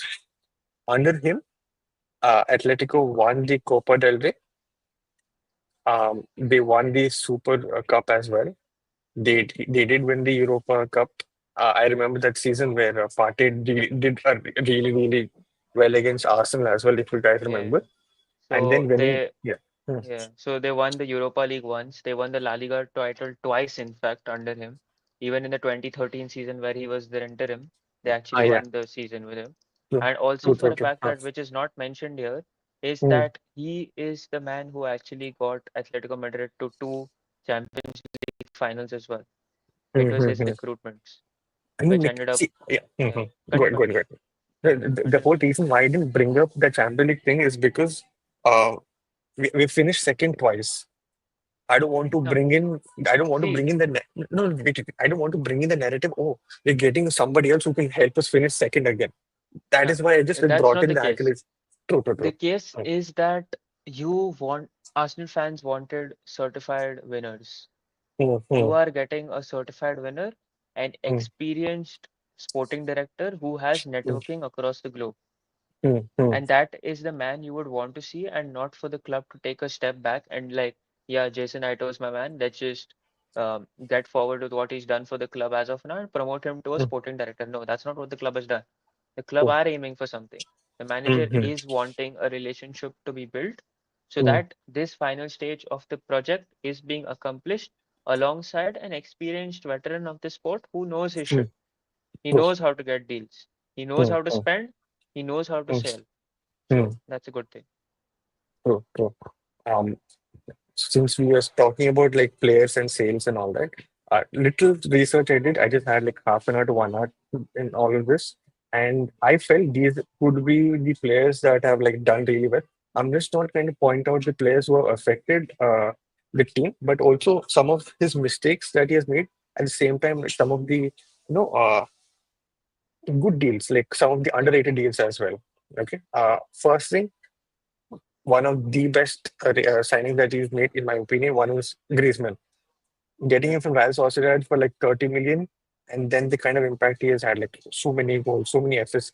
The fact that he scammed even, I hope if English still here, the fact that he even scammed Barca into paying close to 100 million, close to 100 million, 140, I right? think. 120, Yeah, 140. yeah, 140 million, and then getting Griezmann back on the free. Then we have Oblak, one of the best goalkeepers of the generation, right? His For just prime 6. was crazy. Yeah, I think he's still good enough. I wouldn't say he's past his prime, but he's still good. The fact Yeah. that, how there's a common narrative that okay, if you buy players from Benfica, they're good at Benfica, but once they leave, they're shit. I think Oblak is one This of those was like exceptions. an early investment that they made, and that actually turned out to giving them good results in terms of actually not conceding many goals and being a Uh, consistent shot stopper as well. hmm, hmm, hmm. Nice, Ainsley. Yeah, yeah. Much aware. Yeah. And the other lucrative deal is Diego Costa from Chelsea. Hmm. These three have been there. And once they sign them, they've been effective in like winning the tournament, in winning their cups as well, like the Super Copa or Copa del Rey, or winning La Liga. the expensive deals that I think he's made and not worked out completely were one is Joao Felix, will always catch everyone's eye. 127 million from Benfica. Has he done well for Atletico? He Probably was no. used as a business, bro. True, true. It kind of felt like the Mendes deal. That's why I think Yeah. people are saying that he could be under Mendes' payroll. That And there could be are not. quite a lot of talks of him being very closely associated to Mendes. Exactly. True, true, true. Fun fact: Griezmann hasn't won a title. Uh, a two Barca fan after all. The other one is Thomas Lemmer. I think as an Arsenal fan, we would know when Arsenal were linked with him and we were supposed to pay that Iconic, high. Yeah. iconic 91 million deal. I So mean, glad that didn't 72 happen. million for Lemar in the prime Monaco era was Hmm, a good deal, to be honest, but he hmm. hasn't lived up to his expectations. Exactly, exactly. And He's not been DePaul, good, yeah, but he's not bad. He's average. And Dipol, I think, yeah, is a decent buy. But again, I guess that's what you expect from a 30 million player, right? Like you expect yeah. decent. And if he does well, it's like good. He's And won a World Cup, also, he's won Copa, he won two Copas as well. Yeah. like, I mean, additional players that he's bought, you would know about Luis Suarez that he's bought. Hmm, He hmm, bought hmm, him hmm, in the 2020 season. He ended up hmm. winning the league for them. So that Yeah. was a 7 million deal. Like mentioned Hmm, here, Marcus Llorente, another hmm, very versatile and hmm, underrated player, in my hmm, opinion, who can hmm. affect game states by playing in so many different positions. True, He true. is another one. Another player that they signed was what many wouldn't know is Diego Jota. Jota Hmm, came from Atletico Madrid, was hmm, sold hmm, to Liverpool. Another hmm, player hmm, what people wouldn't know is Matias Cunha. Cunha was hmm, part of Atletico Madrid. He scored that very famous goal as well, which hmm, won hmm, him the Puskás, if I'm not wrong. Wait, that's from RB Leipzig. So hmm, he hmm, had that deal. Recent deals would include Suchet's favorite, Conor Gallagher. He was also signed under Berta. Then we have Julian Alvarez, who's been doing so good. He was also signed under hmm. Berta. Hmm. Another player that I think I didn't mention it here is Carrasco. He left to Yeah. China. He came back, and I think he's helped Atletico lift the trophy in 2020 alongside Suarez. And I, also for a fact that they also had Morata under Berta, mm, which mm, actually was a good deal. So you can mm, see mm, how his priorities and attack have mm, worked out. mm, Coming to his sales, I think sales also has been very decent for him. You see the mm, mm, Rodri sale that he pulled off like 62 something million to Man mm, City, Partey's mm, 50 million deal to Arsenal, mm, Griezmann again, which they minted money from Barcelona. You have mm, mm. Lucas Hernandez being sold for like 80 million to who? Bayern? Yeah, Bayern, Looks right? good. Bye, bye, bye. Yeah. Even Theo Hernandez was sold. Mm, That was mm, also their deal.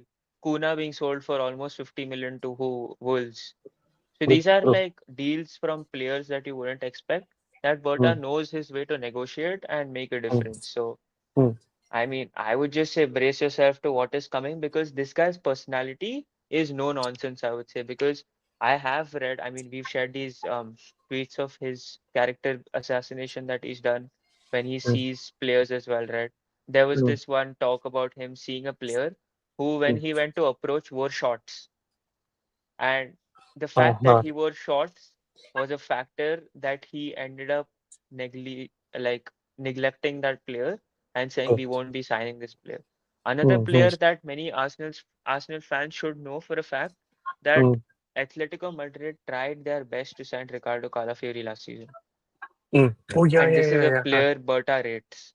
Mm, So mm, imagine what he would want out of Calafiori, knowing he must have worked obviously on his strengths and weaknesses throughout the mm, summer during the Euro campaign.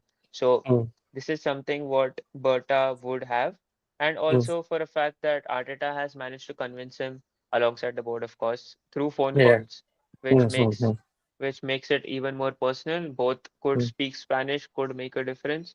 So it's mm, just about having a figure apart from Arteta who runs the hierarchy, who mm, can be a not only a no no and yes yes man, but mm. also A make a challenging difference person. in yeah, Mm, exactly. mm. Yeah. AO DePaul has been good. He's what? Yeah, yeah. See, Yeah, disregarding exactly. him. I'm just saying that from a 30 million player, you expect decent. So when he does well, it's always good, right? I'm not. Yeah. I'm not. I'm not disregarding. the fact that DePaul is a bad player. See, if you look at the World Cup, right?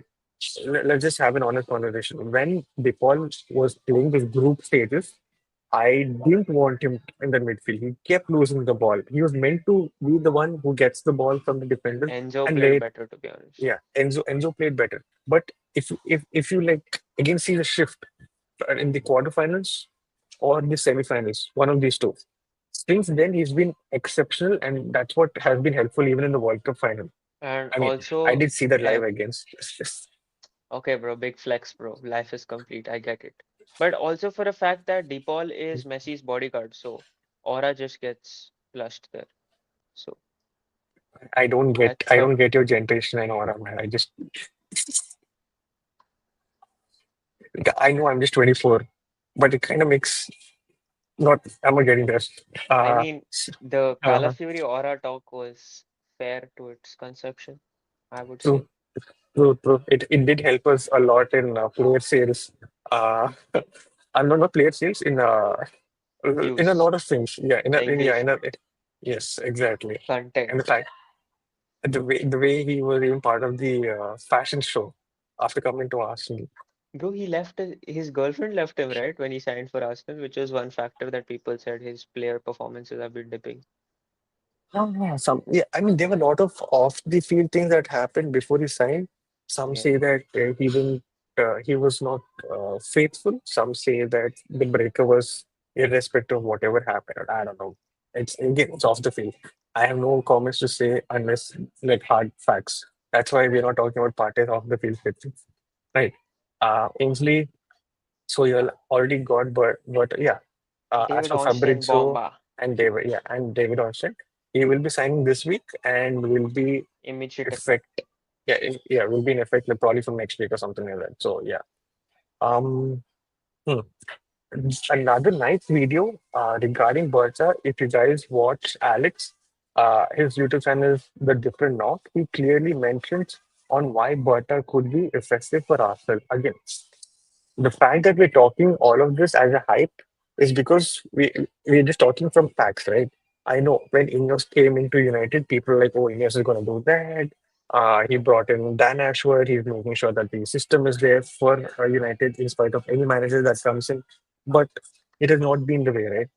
All we're doing right now is just talk facts on why butter could be effective. Will it be the right move? Will it be effective for Arsenal? Is what time is going to tell. There's no guarantee that he's going to bring success like how he did with Atletico. At least we know that he's brought in success. That's all we can talk about. Do not blame us if he doesn't do it. We're just trying to put out facts for people to make sure they understand why Berta is the right signing for Arsenal as a sporting director than Ito or Dan Ashworth or even Tyler Sociedad's sporting director or Alabe, Alabe or the supposedly linked PhD sporting director as well. So yeah. Luis Campos. Yeah, Campos. That's the one. And the fact that he'd worked with a very, very demanding manager like Diego Simeone, I think he will be crucial in making sure that he is not a yes man for Arteta. He'll be able to challenge Arteta in getting the player that the team needs or the club needs than just what Arteta wants. So that has been a very, what do you say, a critical thing that fans have been crying about. How can Arteta have all the power? How can people just say yes to Arteta? He's a manager after all and not I mean, what? every day we have people saying that Arteta was the reason that we didn't sign players in the last two windows. So Uh, that uh, just uh, speaks a lot of Arsenal fans and how recently updated they are to the club, to be honest. mm. And um, actually, you know what? I know we can talk about this later also. Okay, I think we have a comment from him. He looks like Ernesto. True. Val. Ha, ha, ha. Barca's ex-manager, no? Yeah, he looks like him. Mhm. I remember But that part. I, when he wears a suit, he looks completely different. That's what I've mm, noticed. Fun true, true. facts with Aarush. Mm. Uh, I did want to talk about this like later on. I do not know if I'll remember this question, but I'll just put it out there. Right, Arif. So, when Wenger was there at Arsenal, it became a very Arsene Wenger club. Agreed. When Arteta came in, it looked like Arsenal wanted to become An They got institution revamped. that, yeah, I wanted an institution where Arteta is the manager. Are we slowly seeing the transition from an institution with Arteta to becoming Arteta the institution? If so, Yeah, man. no, I'm just like I'm just Yeah, like thinking I out loud. get your thinking. Yeah. Do you think that is going to cause an issue? Because a clear example in the Premier League, right? City's board is so good that if they get in another manager also, they will be as effective with or without Pep. Will Yeah. will Arsenal be the same thing without Arteta? It's hard to see, I guess, maybe because of the fact that Arteta has been like, so crucial in that entire revamping and putting us in a better spot. So I do not know. What do you think See, about that? Arsenal as a club has always been known as that culturally bounded team in Mm, order to speak for the fans, be for the fans, do what the fans think. And I mm, think Arsene Wenger had made sure that that legacy remained, more so for mm, the fact that he remained for that 2 decade long spell that he had. mm, mm, Arteta, I think, yes, it is more so because for the fact that he has managed to recoup the whole system as to what Arsenal became at the end of Wenger's spell. That is mm, just the banter era, what was there, the amount of players that we had, the mm, nonsense that was going backroom, mm, and how we challenged to becoming a serious club. mm, So I think that in itself is what Arteta has managed to do in his 5 phases of football. But I think it's just a media narrative that has been changed into the fact that Arsenal is becoming an Arteta club. I don't mm, think so. It's becoming an Arteta club. I think he has brought back the legacy that the club had, mm. and he has not instilled anything as a dominant patriarchal figure as such into this team. He hasn't. Ah, right. So that's what I Damn, think, to be dominant honest. patriarch. Wow. Nice, nice, That's nice. what people think, man, nowadays, because you Mm, see different clubs, their owners, how mm, teams are affiliated to Saudi, and they mm, function as the money mm, factor being the mm, cultural divide in the team. mm, You see it to natural clubs like, I mean, legacy clubs like Arsenal, mm, or for a fact even United, but United are like Ineos coming in.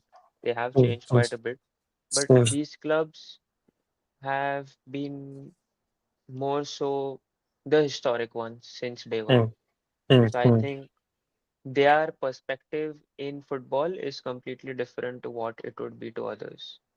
But yeah, this is a very good question to debate on. I can't lie. Yeah.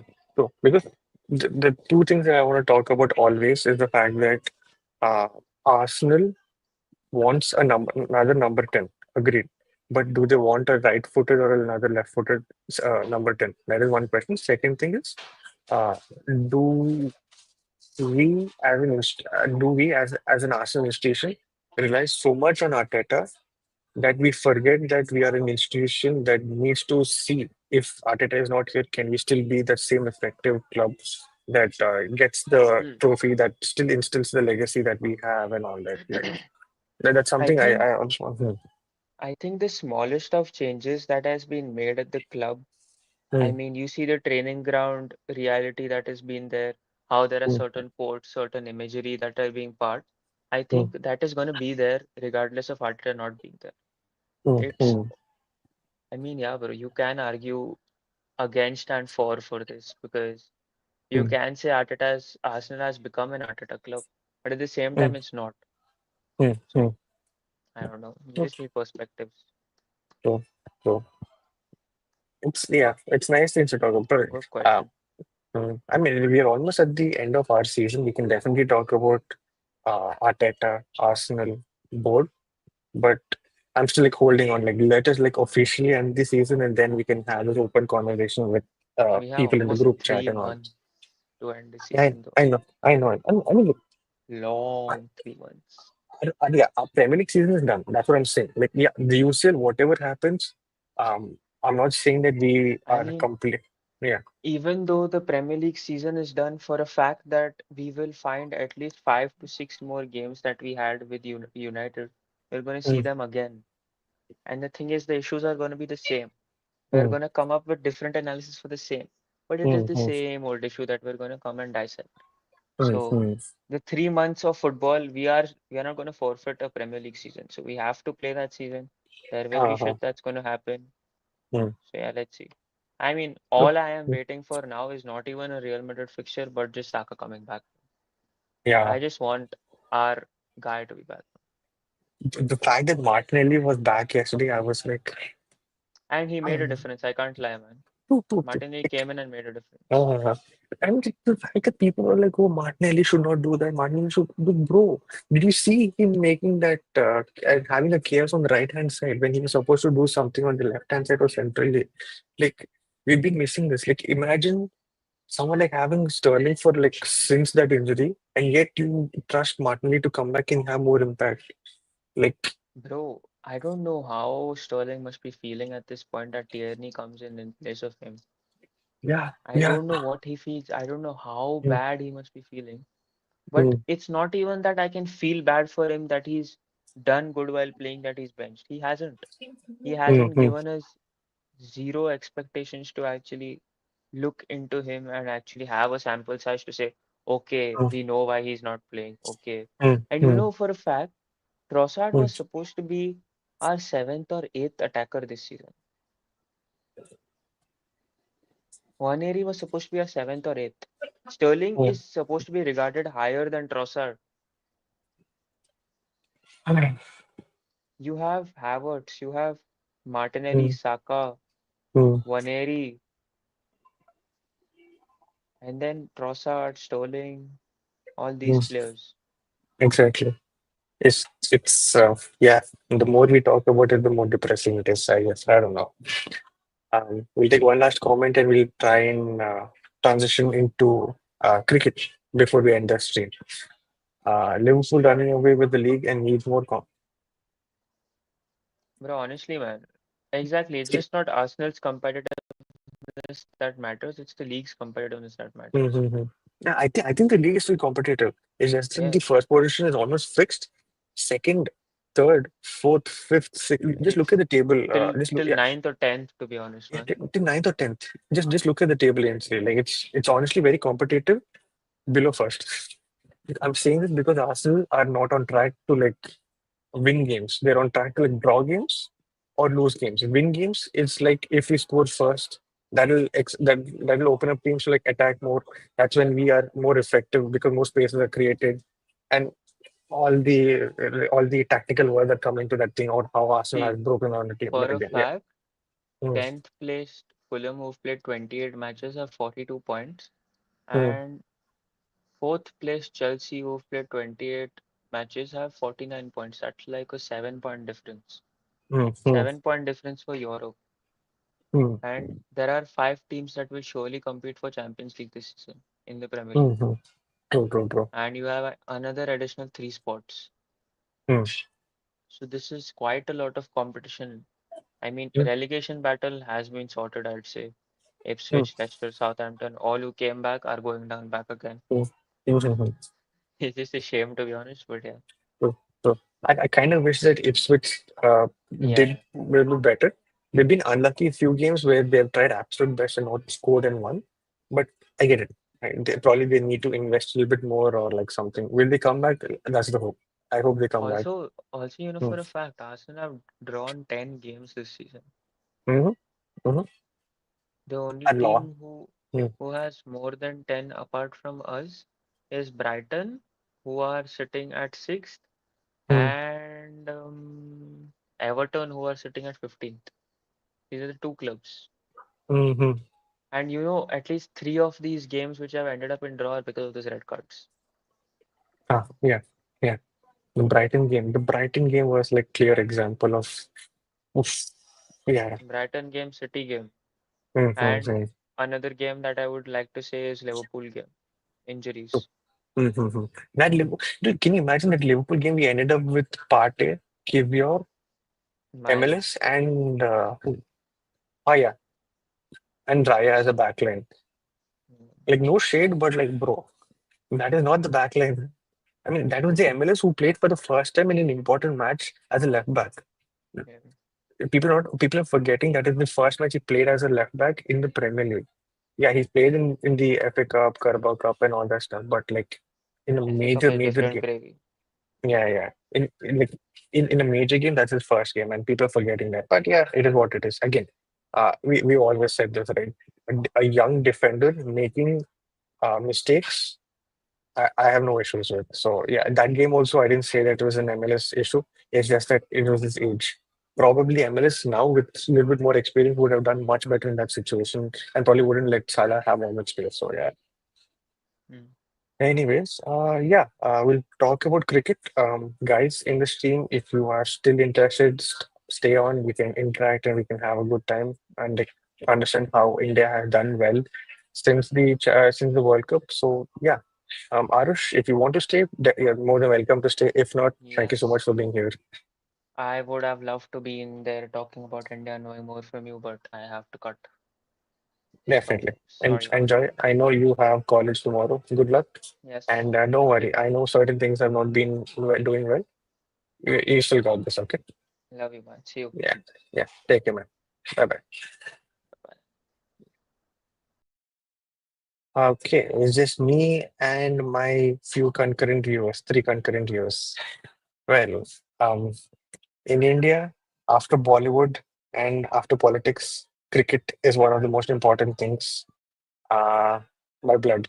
You may not be an avid cricket fan like me. You may be a casual cricket fan like my brother, who watches cricket when he doesn't need to study or when he wants to study or try to get away uh, from many things, certain things. No shade, but yeah, it is what it is. The fact that uh, cricket is such an important thing. I think let me just try and talk about cricket on live stream. If it works, it works. If not, I'll not talk about cricket on live stream. I've always been an avid fan, not into tactic, not about stats and all of that. So let's just see how things went. So, Indian cricket probably was not in its best position when it came into the Champions Trophy. Why? First thing first, Gautam Gambhir has been under a lot of pressure.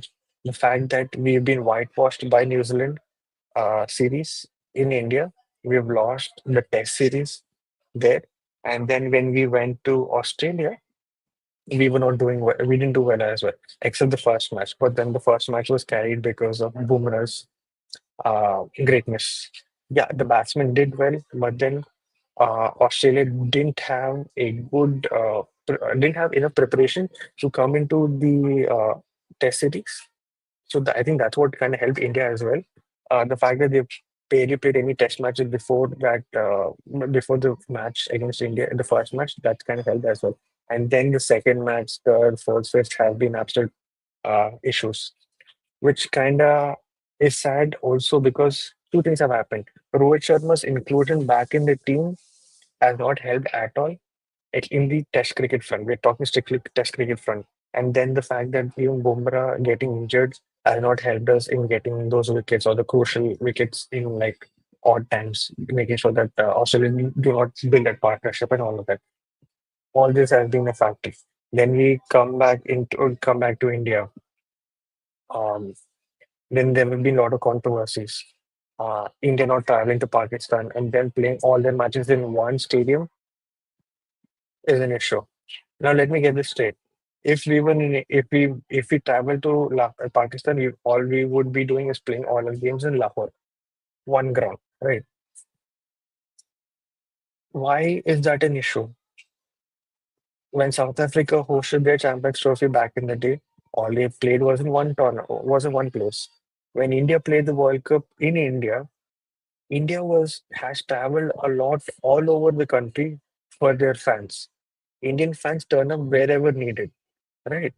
So I think it is very unjust or very like stupid of people to come out and say that, oh, India have been lucky because all they did was play in one situation or in one pitch and all of that.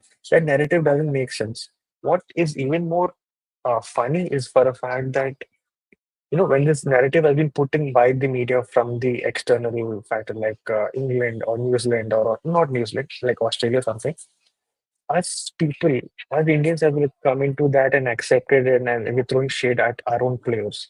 While we've been doing fantastic, we well in the tournament and as a team we've adapted so well and we've done so much preparation to make sure that we played the best cricket in the entire tournament. Right. So that didn't make sense to me, like how that happened. Exactly. Exactly. People just jealous, man, especially coming from Pat Cummins. It, you don't expect anything else from Australia. But to be fair to Australia, Steve Smith, right? I don't think he's put in, I don't think he said anything wrong. You don't expect the same thing from New Zealand. Even New Zealand have not come out and said anything, right? That's why I think most Indian fans, I mean, not most, that's why I think when every neutral fan kind of roots for teams like South Africa, roots for teams like New Zealand. They play the sport as a sport. They don't like bring in excuses for their what do we say? Not their downfall, for their shortcomings. Yeah, for their shortcomings. Yeah, they don't blame another situation. They blame themselves on why they are not doing well. For a team like New Zealand, country that is like that is so small. I mean, yeah, they look like a big country with a lot of land, but if you look into their into their like geography, most of the country is filled with uneven land where people can't inhabit, and most of the population is in like one or two major areas like Auckland and Wellington. I think so. I think so. Done a little bit research regarding that. Why I don't know. I just bored. I am stupid idiot regarding that. But them doing their work, and New Zealand are a top team. They always do their homework. They always make sure that they know the situation no matter what. Remember the New Zealand in the group stage when you played, they were not that well because they had what, 2, 3 days of preparation. But with almost 1 week of preparation, you can see the kind of team that they are. Right? So I think besting one, don't get me wrong regarding besting one, but New Zealand were up for it. It's just that they didn't have Matt Henry, which was an unfortunate injury for them. That's why in the death overs, we were able to like get away with it. We like Bumrah, agreed, but we had enough time to get in people to do or like, get in that position who could effectively do that. Whereas New Zealand had an injury in the tournament just before the final. So I think that was a kind of lucky, the only lucky factor that India had, in my opinion. So let's just get into the crux of what happened in Champions Trophy and what went well. India winning the tournament with a lot of young guns, effectively young guns. I get it. Being 30 years old is not a young gun, but let's just say inexperienced players. Yeah, let's just say inexperienced players. And a very important factor is that we performed as a team. We didn't rely on just Rohit Sharma. We didn't just rely on Virat Kohli. We didn't just rely on Bumrah. We played as a unit. We had Akshar Patel. We had Shreyas Iyer. We had KL Rahul. We had Hardik Pandya. We had Shami. We had Kuldeep Yadav, we have Varun Chakravarti, we had even Harshit Rana doing really, really well, especially against Pakistan and Bangladesh. Yeah, I get it, Bangladesh, I get it, Pakistan, but again, a debut player doing well in ICC tournament is always crucial and is always nerve-wracking, right? Um, I made this prediction, not to show off, but it's a nice stat to, I think, look into, right? Me and Sanchit, if you guys do not know Sanchit, he's a very, very uh, let's just say a very, very good human. So I've connected personally as well with him. We've spoken a lot of time, not a lot of time, we've spoken sometimes, and he's helped me make some interesting um make some interesting reels and like, content as well. So it's really helped. So when we both were just conversing, and that's when we realized that, oh, whichever team has beaten Australia in a knockout match in the last 15 years have gone on to win the tournament. We've not added the 2007 T20 World Cup, which was wrong from my side. In 2007 T20 World Cup, India have beaten Australia, if I'm not wrong, in the quarterfinals or in the semifinals. Uh, when we beat them, we've gone and won the T20 World Cup. Same thing happened 2010, 11, 12, 19, and 2014. And it was 2025, 2025 also going to be the same? It was surprising to see because Nadi Start came on the same time saying New Zealand have faced India in two knockout games, and both times New Zealand have won. One was in the 2019 semi-final, and one was the World Test Series final. Uh, Hardik Pandya 3 6s against Australia was so good. I celebrated that more than two. Two. Because uh, Ainsley, I think you brought in a nice point because back in the day, Hardik Pandya was someone who would take a lot of balls and then hit. But now it looks like he won't waste any time. He'll either hit or at least rotate the strike, right? And he's always been a team player. He didn't care about individual records. Um, I know people have blamed him. I know even I've made fun of it, but the fact that he cares more about the team than individual record is a statement on itself because people have always said he's very rude, he's very exhibitionist, he's very like self-centered and all of that. It kind of makes sense. Him not caring about individual records and just doing it for the team is a statement of its own, right? Um, One of the key players that I'm very, very happy personally is Shreyas Iyer. He's always been that guy who had loads of potential. He could play any shot. He had issues with short pitch deliveries. He's converted that into scoring deliveries. Yes, ironically, the two times he gotten out in the Champions Trophy, he got it once to a short pitch delivery against New Zealand from a pacer. The second time he got out to short pitch delivery was yesterday to uh, to a spinner. To a spinner, that too was a short pitch delivery. I get it. It's not a typical short pitch delivery that caused issues for him, but it is again a short pitch delivery that has gotten him out. But the fact that he's been so important for India in this tournament, not in this tournament, even in the World Cup. Because if you look into just the World Cup stats, right, he played 11 matches, scored 530 runs. His highest score of 128, I think, was against South Africa. I forgot. Was against South Africa from World Cup or New Zealand. One of these two. Right. He's been really, really good. And with an average of 66.25, yeah, 66.25 and strike rate of 113. And in that tournament, he ended with 200s, 350s, and he's been really, really good.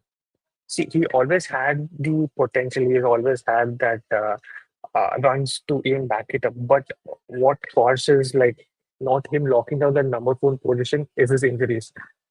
Since his debut back in 2017, I think India played 168 or 162 ODIs, and he's missed 100, exact 100 to the dot. He's missed 100 matches with him having just played like 62 or 68. If he 168 matches since his debut, he's missed 100. If it's and he played only 68. If India played 162 matches, then he played only 62 matches. So that's another key important. Bharat, what's up, Mama? Hey, how are you, man? It's been really good. How are you? How are you? I hope you're doing well. We're talking about cricket right now. We spoke about Arsenal. We spoke about Andrea Berta as well. So if you do want to look into that, you can definitely go back and see those. But if you want to talk about cricket, I'm glad you joined at the right time. We're just starting to talk about cricket. Again, back to the point. Shreyas Iyer, he's always been a potential man. But was he going to lock down the number 4 position was always a debate because he kept getting injured. Then we had K. Rahul come into picture. Then we had Ambati Raidu come into that picture. We had Kedar Jadhav. We had multiple people, but nobody really stayed or nobody really like locked in that position. I thought Ambati Raidu could have been that man back in like 2019. A lot of politics happened. We never got a real answer on why Ambati Raidu was dropped in. That's that's something sad. As a Telugu person myself, I was more hurt on a personal level because of the fact that a Telugu guy was dropped as well. But I'm not going to use that bias on why I was angry. But again, we know Ambati Raidu. He's been really successful for Mumbai Indians. He played his best cricket for CSK as well. He's not just being the number 4, he's doing that, a clutch player for like CSK and Mumbai. Why was he not selected? And it peaks, I'll never know. We'll take a comment. Yes, so cricket better than a nightmare I want to call. Yeah, definitely. Definitely. You came at the right time, bro. You came at the right time. That's why that's why I'm like really, really happy that Shreyas Iyer has done so well. I know he's underrated, but I don't think people have forgotten what has happened before the Champions Trophy, right? This is what exactly happened. Nicely put in tweet by Rajab. BCCI took away Shreyas Iyer's the main contact, not just any contact, the main contact, and Iyer made the PCCI president Roger Bini present him the IPL trophy for KK when he won it, the Ranji Trophy, Irani Cup Trophy, and smart as well. Syed Mushtaq Ali Trophy, which is like one of the prestigious domestic trophies that India have, and now the Champions Trophy medal, and being one of those iconic players, not iconic, had one of the best tournaments anyone could have. I think this is his first ICC trophy, if I'm not wrong, and the fact that he scored more runs than Kohli, right? Kohli is probably one of the greatest batsmen of this generation, but the fact that he outscored Kohli as well, being and his position has not just been number four. He sometimes came in as number five when Akshar Patel was advancing to the number four positions, if I don't remember. So him scoring all these runs in the number four, number five positions makes us realize how important he is, right? Yeah, I know we didn't win the World Cup. Maybe that's why we didn't get that much fame or that much recognition. But now that people are starting to see the kind of player Sayed Iyer is, makes you realize how important he would have been for all those years, if not for his injuries. Um, okay, yeah. Next thing that I want to talk about is Shreyas Iyer. It could be a very, very touchy topic for people. I do know friends who have not liked him. I have friends who liked him as well. Let's try to put context into it before I get that. Do we have another? Okay, okay. Let's put some context into it, right? Shubman Nair, 25, 1999. I'm 20, 26 years old. Probably going to become 26 years old this year, or already 26 years old. Uh, Scored the fastest 2,000 runs for India. Uh, to be Prince or the person to take the baton from Virat Kohli and be the next superstar for India. But has he done really well? See, aesthetically, he is an amazing player to watch. Those bounties he scored against Pakistan. You guys know me from Twitter. I have probably tweeted out the most suspicious things on Twitter when he scored those fabulous, aesthetically looking drives, cover drives, straight drives, short up jab sixes, and all that was beautiful. But then, having been playing as an aesthetically pleasing player is not everything, right? It's like in footballing terms, would you have Havertz, would you have Hazard, or would you have Salah? Aesthetically, Hazard has been good, but in terms of output, you have Salah, who's been doing it for like year and is not yet retired, who's like done so well, and his numbers speak for itself. Gil could come into that picture. He's aesthetically very pleasing, but he's not yet shown the potential that he has. One thing could be for a fact that he's not an opener, but is a one down player. But then again, if you are playing that one down position, right? In my opinion, I may not be able to back it up with stats or with facts and all that. But I think as a one down player, you got to be ready to play even in that opening position. Why? Because as openers are vulnerable to the new ball, swinging both ways and everything. You never know when an opener could be out. It could be in the first 10 overs, it could be in the next 20 overs, it could be in the 30th, in the 20, 30, 30, 40, 40, 50. Test cricket, it could be any time, right? So you got to be technically sound to be even open. I mean, to even open the attack. That's why you have Kohli playing as an opener in the T20 in T20 format. Let's not get carried away. So in the ODI front, he's being quoted to be as that future number three position player, but as an opener, he's not doing well. So as a number three, are we expecting so much that he's not being playing the right position? That is why he's not scoring his runs. I do not know. I really do not know because, like I said, as an opener, you've got to be technically sound to play the ball if it's moving in any way. As a number three batsman, you're expected to be technically sound to even carry forward that as well because we do not know when an opener is going to get out, right? So I really do not know. But aesthetically, he's an amazing player to watch. You can't deny that for a fact. In that under 19 tournament where India completely dominated, we had Prithvi Shaw, we had Shubman Gill, we had Dhruv. Did we have Dhruv Jurel? I forgot. Whatever. So let's just take Prithvi Shaw and Shubman Gill. Prithvi Shaw had his health issues, injuries issues, attitude issues. Maybe that is why he's not in the even conversation for in the main setup. Gill starting to have attitude issues is what people say, but I think it's more about the fact that he's not consistent, and that's what I've been hoping for. Do we have a comment?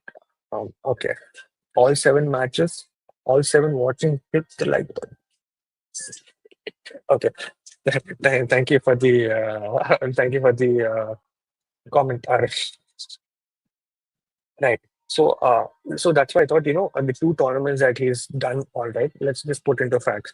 In the 2023 World Cup, he's played 9 matches, 354 runs as an opener, high score of 80, strike rate of 85, and batting average of 39, which is not good at all. The fact that Rohit Sharma has given India so many starts, he was there to play that anchor role and to take it on. But the fact that he was not able to take advantage of Rohit Sharma giving that start is uh, a huge factor to look into. Like, is he good enough, right? For the 2025 Champions Trophy that just concluded, 4 matches, 195 runs, and then one against Bangladesh. I know he scored 100, but that was against Bangladesh. I expected consistency after that. He's had good starts, but has never been effective. So not effective. He's not gone on to make that big runs that I expected him to have after having good starts. But his strike rate has improved, 79.91, and batting average of 65. Dubai pitches have been more spin friendly, have been more bowling friendly than batting friendly.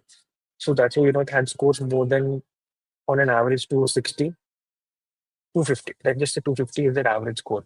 So is this good? Probably yes, because his strike rate has been better, his batting average has been better. But if you look into the teams that India faced, the only good bowling attack India faced was against New Zealand. And against New Zealand, did he score big? Not really. He's been all right. He's been getting the start. Even and if you play Northern, sad to see him go. Yeah, yeah. That is my next point. It's nicely put. Nicely put. So Shubman Gill in the final has not gone on to score a big chunk of runs, but the fact that he was there playing that anchor role that I've expected him to like do, he's done that. But then the fact that Rohit Sharma got out after him trying to like push that. No, actually, yeah, yeah. The fact that Rohit Sharma was still pushing and him playing that anchor role was nice. Let's just say he was unfortunate to get out in the way he got out because it was Glenn Maxwell's incredible, incredible catch. I think it was a 3 meter leap or something, and then it's Glenn Phillips, man. It's like uh, playing against Jaunty Road. I don't know if you guys watched the recent Jaunty Road fielding in that Masters tournament as well. He is incredible. As a 55-year-old throwing yourself and just and stopping a boundary, getting up and just throwing, and like nothing happened. It's like another 25-year-old, 26-year-old kind of athleticism. But yeah, do I think that Shubman Gill is the future for India? Definitely. Do I lack the depth to know more players who could do a better job? Yeah, that is also true. That is very true. I'm not going to deny that. I lack the depth in knowing knowledge of the players who could do a better job than Gill, which is kind of an issue for India because if you look into it, right, India have not integrated Jaiswal, who probably is whose best format is the T20, is the 50-50 format. Test cricket, he's done really well. Against, like, he's had an incredible year with India, be it against Australia, be it against England, be it against even New Zealand, you could say something, but he's had an incredible test year. In the T20 front, you know how explosive he is in the IPL, in the this thing, in the T20 series that he's played as well. He's been really, really good. But him not getting integrated into the ODI setup was kind of shocking. His debut came in just before the Champions Trophy. That too because Virat Kohli was injured. That too because Virat Kohli was injured. I know India has not played those many ODIs. They played just what 8 ODIs since the T20 and since that World Cup concluded back in 2023. But that has enough time to integrate Jaiswal, right? Are you telling me that Jaiswal couldn't have found a spot there to like open and like take his time and understand that format? I think there was enough time. Eight matches is not small. 8 matches is a decent time to like, give a debut, especially after the fact that it happened after such a World Cup disastrous final for India, right? So I think there was enough time. I think there's a mistake from the board or the selectors to not give him a chance. because the one match that he played was he struggled. That England attack and not attack. I think that match England were on song. Like the way that the bowls of Jaiswal at least were on song. We did beat them eventually, but in that match Jaiswal struggled. Right. So I think if Jaiswal is there to open with another opener, who do we have opening? Probably if you send Kale opening with Jaiswal, or if like with Jaiswal you have like Ruturaj or someone like that. I'm just putting a name. I have no bias for anyone. Like the CSK fans don't come at me saying, "Oh, Ruturaj is better," and all that. Do not. Or MI fans coming out saying some random fan what kind of shit. Don't come at me. I'm not even going to say Abhishek Sharma because there is still a lot of time for Abhishek Sharma to be even integrated into the ODS setup. So yeah. So I think Jaiswal not getting integrated into that ODI setup is an issue as well.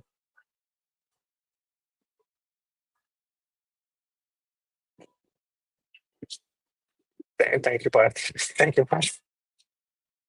The fact that I still have 8 concurrent views in spite of 2 hours of streaming, and yeah, it's nice to see. I hope you guys are enjoying this, or I'm just waffling. I don't know. You guys let me know.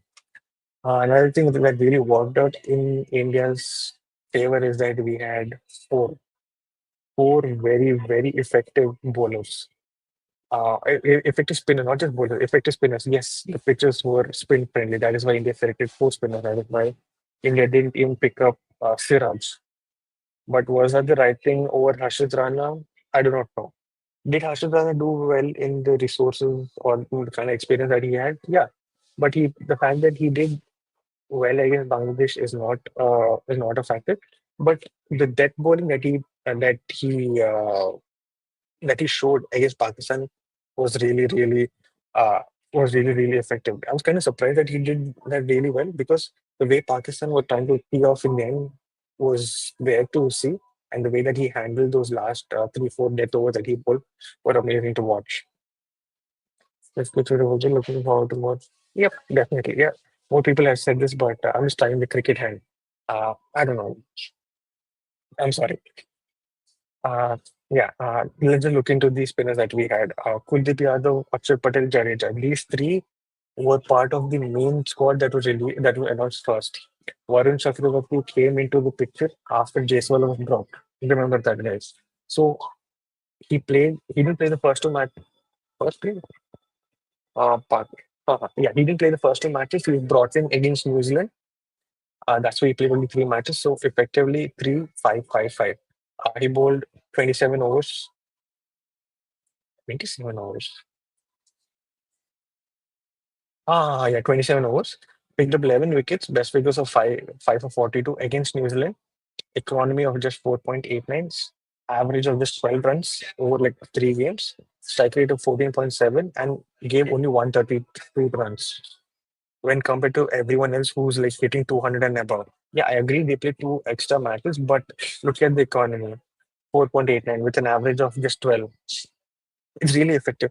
And the fact that people said that his career was completely done when India played their T20, what do you say, T20 tournament back in Dubai. I think he gave what 33 runs in 4 overs. I think people do not realize how incredible just giving 33 runs in 4 overs is in present day. Like I think people were like too quick to like conclude that his career is done, it's finished, and it's over. Right? It's kind of funny, but yeah, Kuldeep Yadav. My criticism is that he's not done well against Australia. But then, did he do well against New Zealand? Let's just say he got those 2 crucial wickets. One was Rachin Ravindra, who was on song, and Kane Williamson wicket. Let's be very honest, it was a gift. It was a gift from Kane Williamson. The way he just came and poked out the ball, like he was reaching for the ball and waiting for the ball to come. He just poked, and it's a nice catch to Kuldeep Yadav. But apart from that, what was nice to see that he kept building the pressure. You may not pick up wickets, but you got to be economical, and that kind of reflects in his economy as well. Like 4.75, the lowest among all spinners. It's great reflection. Against Australia, he could have picked up wickets, but he at least built pressure. And luckily, Australia didn't tee off in the end, which kind of was the key factor on why the score was still low.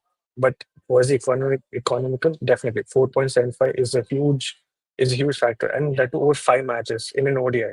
After bowling 47 overs and your economy is just 4.75, it's incredible. Yes, he did concede 223. I think he was targeted again in the Pakistan match. He was targeted um, in the Australia match also. He was targeted to score more runs. Uh, to be fair, no, wait. To be fair, that Ravindra wicket made a lot of difference, man. Kuldeep, to agree.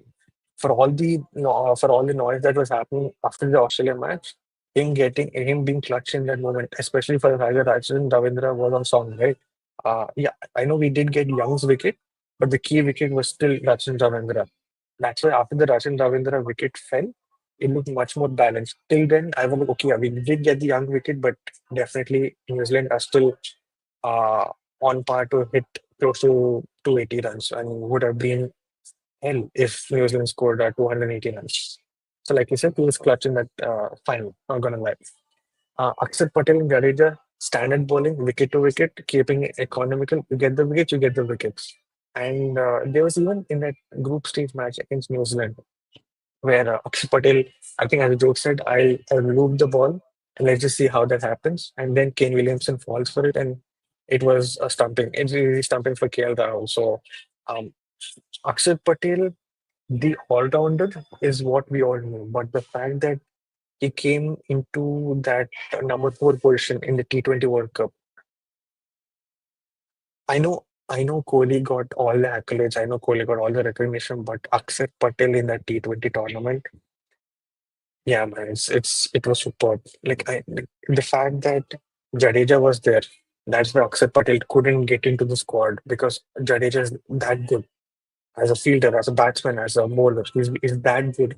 Probably when India plays away from India, if Jadeja is not playing, India always played with 12 people. In fielding, you need Jadeja. He's that good. But is Akshar Patel any bad? No, probably on par if he played the same number of games that Jadeja played.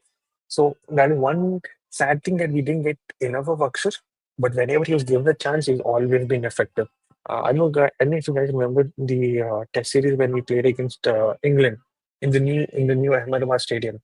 He was the one who kept ripping apart the entire England batting order. So he's always had the potential. It's just that Jadeja was so good that you couldn't drop Jadeja for Akshar. That's the only thing.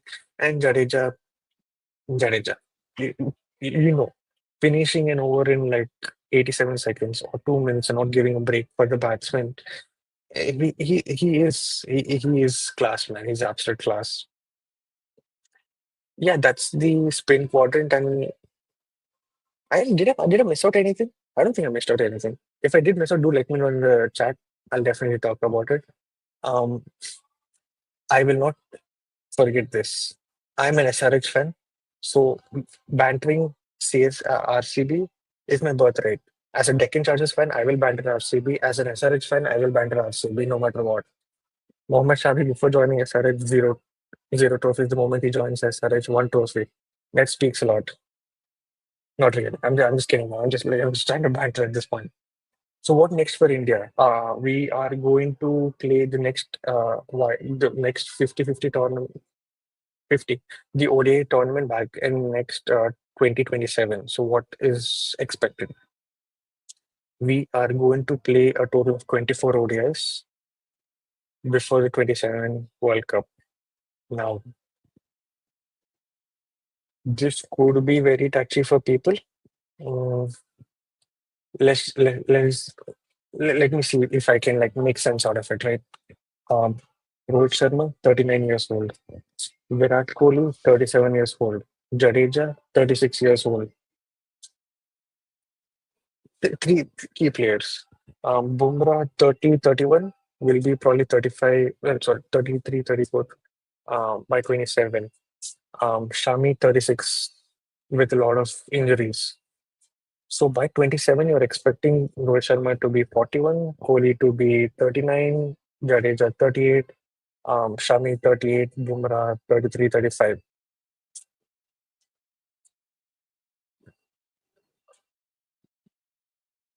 I'll just go ahead and say it. I think these three should retire.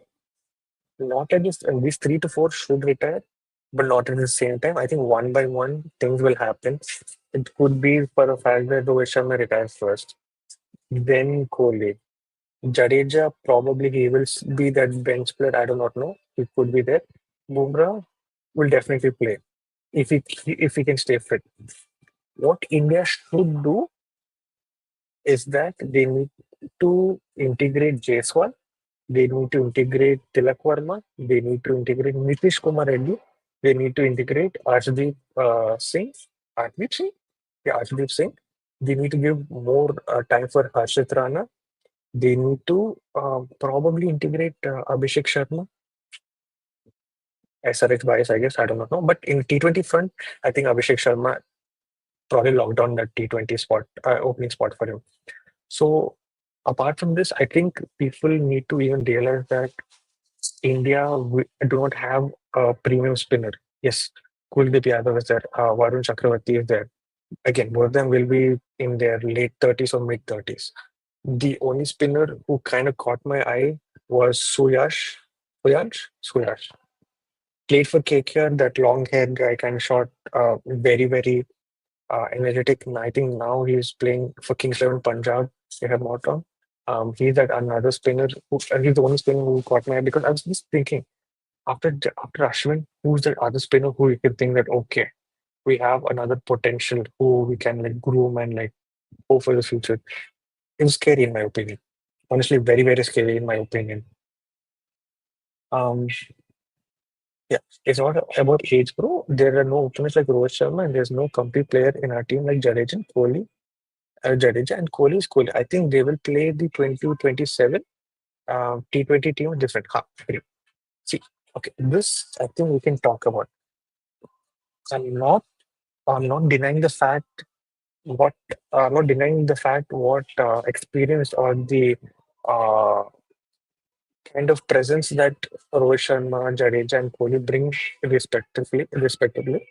I'm just saying, if these guys are still the main players till 2027, I think we're losing out a lot of years of Jaiswal. By 27, Gil will be what? 27 will be like 28. Yeah, will be 28. Gil will be 28. Abhishek Sharma will be like 26, 27. Um, Nitish Kumar Reddy. Oh, Nitish Kumar Reddy means Hardik Pandya. Hardik Pandya could be in his like mid 35s. That is also do we have enough spaces to like integrate into the main team? Are we doing that? No. So I'm just saying that if okay, forget the retirement part. Let's just cut out. I said the retirement part. These guys do not retire, right? Do we have the next gen of players with enough experience, with enough quality in them, enough chances given to them to understand how the international stage works, for them to like transition from beyond these three players that you mentioned, right? That is all I'm asking for. Because we've not yet integrated Jaiswal, who I think uh, his best format is the 50 is the ODI format, and he's not yet integrated. So my whole question is: are we losing out on this young talent who needs time in the international circuit to make the transition from all these experienced players to the next crop of players? Because remember, Ahmed Sehwag, Dravid, Sachin, VVS Lakshman, uh, Yuvraj Singh, Suresh Raina. mm, okay, let's just take these six players and Dhoni. Dhoni, obviously. When these guys were there, right, we were scared whether we would have any batting after that. We were scared if young guns would take it up. But then the fact that Virat Kohli was given a lot of confidence and was integrated into the squad. Rohit Sharma was always part of the squad, but was here and there, was not sure of his spot. I think in 2013, the 2013 Champions Trophy is when Rohit Sharma was almost guaranteed his spot since because he done so well in the opening front. If he been the mid order batsman, would he still have that spot? We'll never know, right? So integrating new players and getting them accustomed to the international cricket front is what I'm asking. Will that come at a price that these guys retire and then only they'll get a spot? I do not know. But my thing is that we need to integrate players, the new players, so that the transition from all these players from the old gen to the new generation is smooth and not like completely raw. Because that kind of scares me, man. It genuinely scares me. Like I am a cricket fan first before Arsenal fan, so these things affect me a lot more than the Arsenal. If both of them were there, I would prefer India to win over Arsenal. So that's why I'm like much more deep rooted in my emotions when it comes to India. That's what I think. You can definitely have a different opinion. We can discuss about it. The way I see it, Gill is being groomed to be one down. Yeah, we spoke about that. Akshar Patel is groomed for Jadeja role. True. Jason will come once Rohit goes. Integrating is already being done without it. Um, okay, okay, nice. So Gill in that one down role. Then Akshar Patel in the Jadeja role. Akshar, okay, let's just make a quick search. Akshar Patel. How old is he? 31. Um, by 27, 33. Okay. Let's just say Akshay Patel is still there. Good enough. Agreed. Jaiswal once Rohit Sharma goes. When? Integrating is already done without it. Okay, agreed. But are we doing it enough?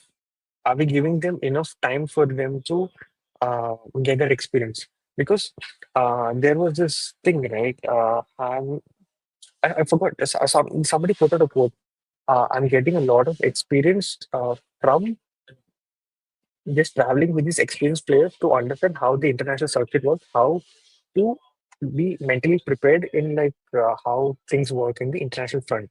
Domestically is one pressure. IPL is a lot of pressure. Agreed, because now the fact that uh, a lot of these games are telecasted all over the world and just like not just the few countries around India. It has a lot of eyeballs as well.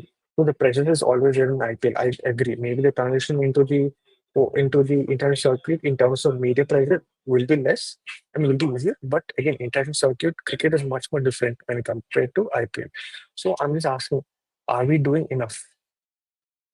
Now that you said that integration is done, are we doing enough? That is the next question. Do you think the integration has been like going really well? Because Ashdeep Singh, 8-9 ODIs under his belt, I thought he never made his debut. I'm completely wrong regarding that. So he made his debut. Is he been given enough chances in the ODI front? I do not think so. Instead of giving him chances to like get that international experience, we have pushed Harshit Rana. How fair is that? I do not know. And the fact that you are saying that Jaiswal will get his spot once Rohit Sharma is gone, I do not know how correct that is. Gill in that one down position, we spoke about that. But again, when in 2 years, if you're expecting Kohli to play in that World Cup, that means Kohli will consistently play in the number three positions and will keep playing that opening role. So when? Okay. Um, Bro, just one thing in modern fitness is being prioritized. Post 30 is a prime. Agreed. See, uh, okay, I think I got that completely wrong. Fair enough. Yeah, post 30 is a prime age. The fact that they'll be in their mid 30s, right? Um, till mid 30s also they keep playing. So when are we going to integrate the new players to get see they could play till the mid 30s, no issues with that. As long as India are winning tournaments, right? That is the bottom line. My whole question is by pushing these players still playing their mid 30s, are we being fair to the younger players who are waiting for that opportunity? And when given that opportunity, are they given enough time to get integrated into the international experience or the international circuit? Is what I think is lacking in the in the Indian contingent. If you look at like Australia, if you look at New Zealand, if you look actually not New Zealand, I'm not like that much into New Zealand. Uh, I think they're transitioning well. At the same time, they're not completely like let go on of all these experienced players that they have. They have experienced players with nice bunch of young talent around them. Are we doing that enough? I do not know. Because back in the day, we used to do. We used to have a lot of like young players with experienced players like Shayesh Iyer was one of that examples. He was very, very young. Are younger players, okay, answer me this. Are younger players better than? Definitely no, bro. Definitely no. I mean, I don't think it's even fair to say that these guys are better than them. But then, were these guys even good? I mean, like, were these guys like better than the players when their past generation was there? Like, when, like, how do you say? Mm, How do you say? How do you say it? How do you say it? Okay, you had experienced players back in the day. Do you think the younger generation back then was better than them, and that is why they took time to integrate it? I don't know. I think so. But they became good, yeah. They always had potential. All we know is that the younger players that we have all have potential. Will they make it in the international circuit?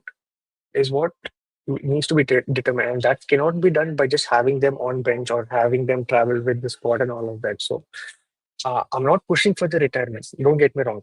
I'm not pushing for the retirement. My only question is that are we being fair to the younger generations who are having potential but not given enough time to like uh, play interactive games? That is what that's what I'm asking.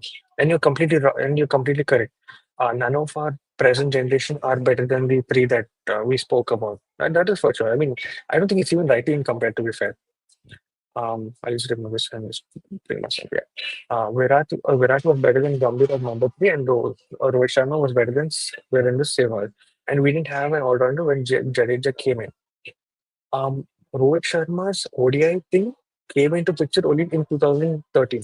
That also happened because of the fact that Dhoni, and not Dhoni, I think selectors this one dropped this thing, Sehwag, and all these experienced players back in the day, and that's how Rohit Sharma got his opening slot. If I'm not wrong, correct me if I'm wrong. Correct me if I'm wrong. I'm open to that as well. Don't worry.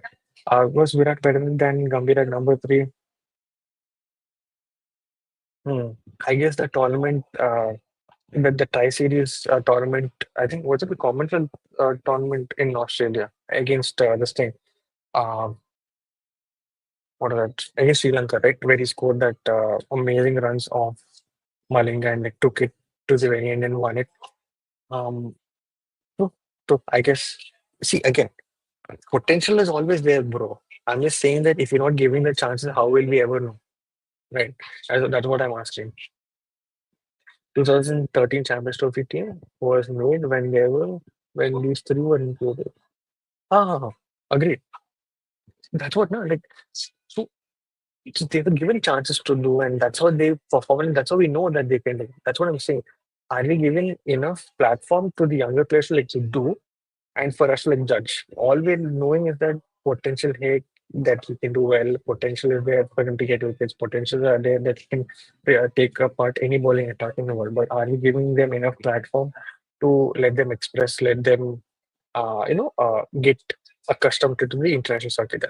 My entire narrative is that is the next generation ready to take up the team from these three once they retire?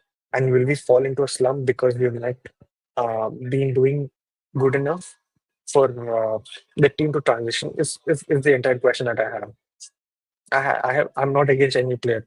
If they're doing well, why would I be against them? Yeah, I know like people wanted certain players to retire and all of that. I agree. I mean, not agree. Like I get their point. At the same time, I don't get the point that they should all retire at the same time.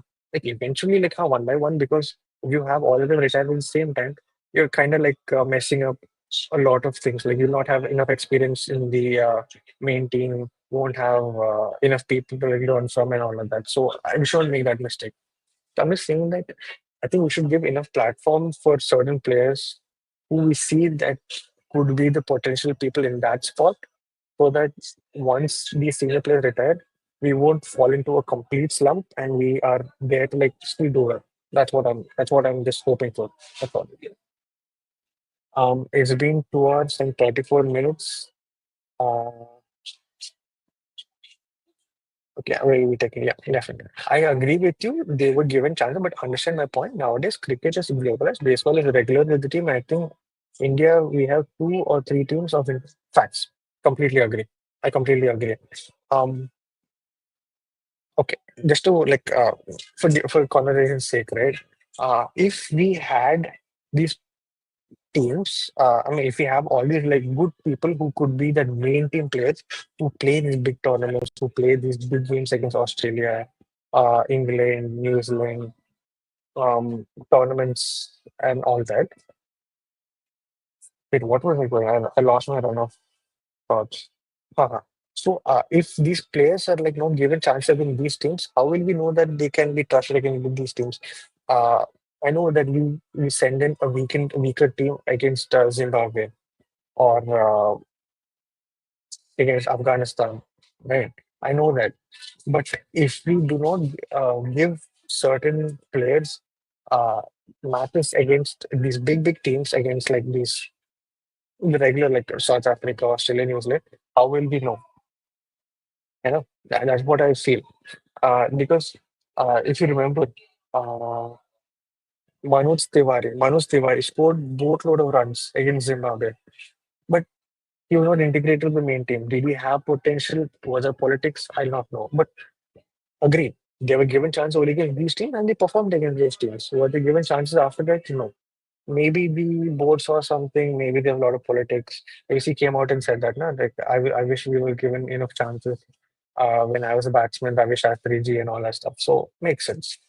Um, he could have had the potential, he may not have the potential. I do not know. I'm just saying that um, when are we going to give chance to the younger players to play against these big teams to understand, okay, quality bowling attack is going to be like this, and you got to adapt like that. So and that's what I feel like. I could be completely waffling. I could be like beating around the bush and lacking my depth in like making a certain point. I'm just having a conversation with you guys. That's it. Um,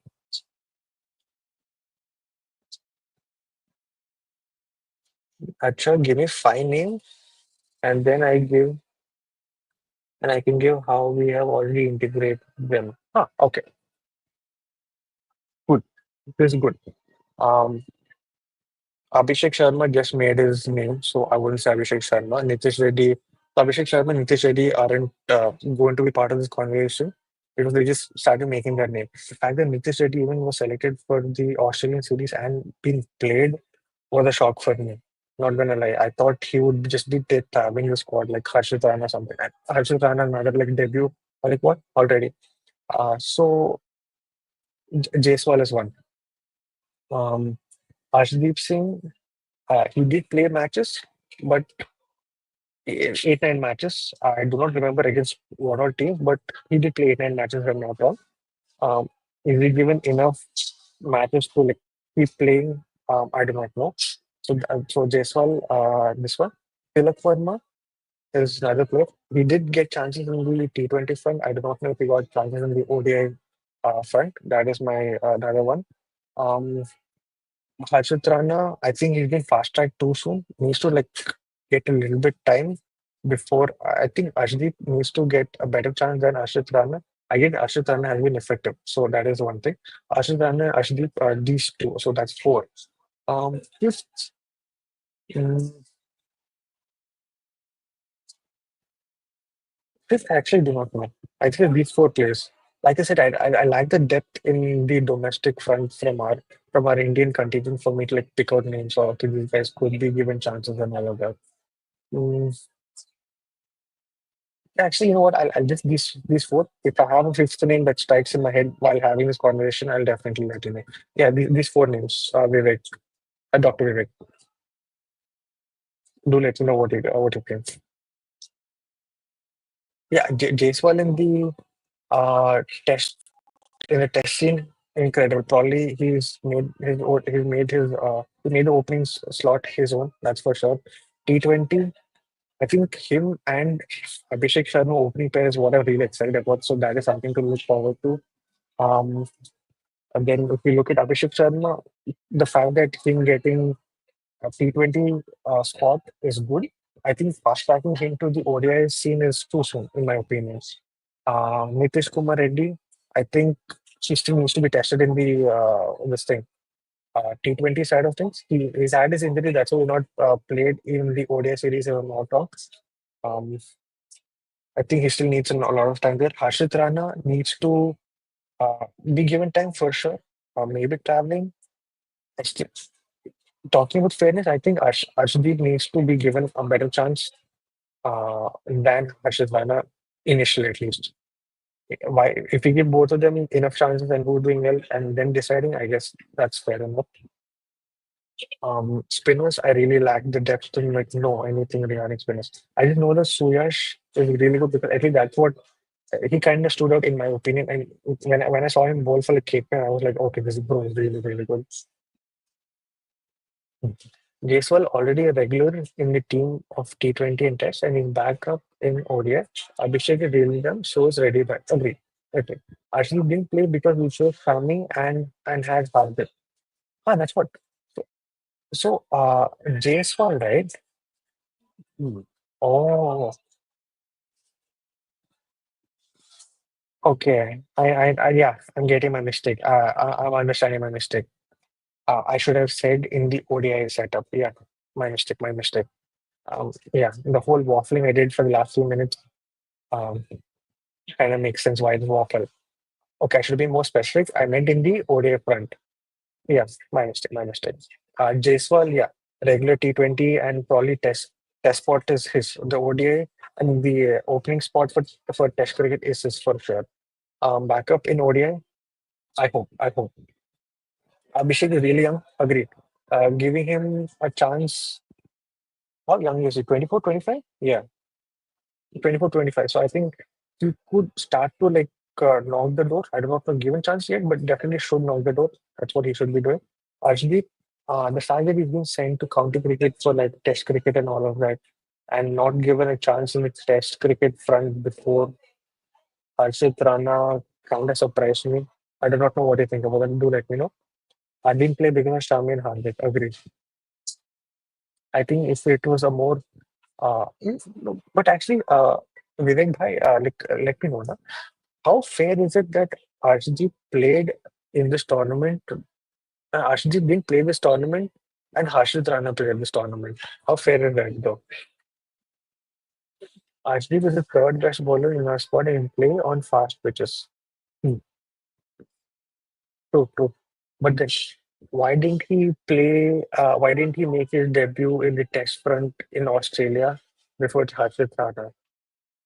Is there some factors that I'm missing? I do not know.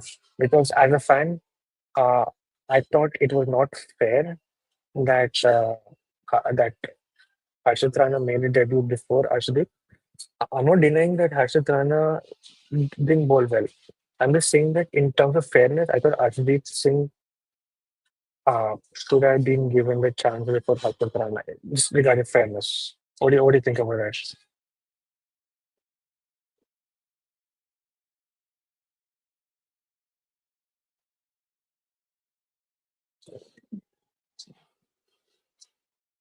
Yeah, it's been 2 hours, 42 minutes since you started screaming and 7 concurrent views right after the Arsenal thing. Nice. Mm. Harshit Rana is a Gambhir player. Coach, the captain and coach does it. All did it. Beat Ganguly, MST, everything. Ah, yeah, true, true, true. I mean, people say that even Varun Chakravarti, but uh, people won't say that now because of the fact that he's been that effective, right? So, all fairness, true. MSD didn't want Murli Karthik. That's why Murli Karthik didn't get enough chances. That's what they say. MSD bagged Virat Kohli a lot. That is why Virat Kohli is doing well. Didn't do well initially, but eventually started doing well. Yeah, true. Ganguly wanted MSD to do well, so that's why he sacrificed his position so that MSD gets a chance and all that. I completely agree. Uh,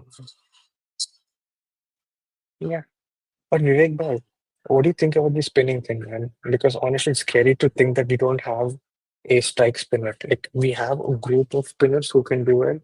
Like I mean, like in terms of young spinners, Varun Chakravarti, Kuldeep, and all these guys are doing well. In terms of the young potential spinners, it's kind of scary. It's genuinely kind of scary.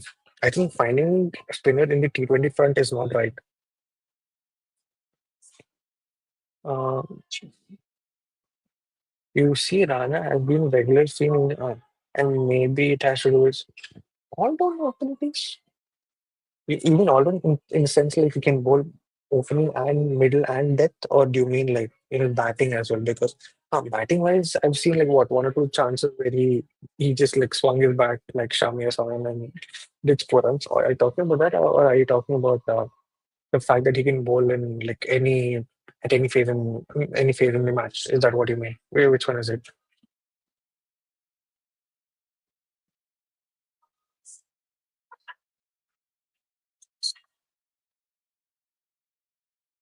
You know what? We try to wrap up the stream once it hits uh, 3 hours. We'll probably like be there like 15 minutes or even before that if it's getting to its natural end. So yeah, we'll probably wait for like 5-10 minutes if because I'm done talking regarding the slides I made. So it's just right now talking with the people in the chat. So yeah, if you guys are still interested, you can put in your chats and we can still talk about it. If not, I can wrap it up.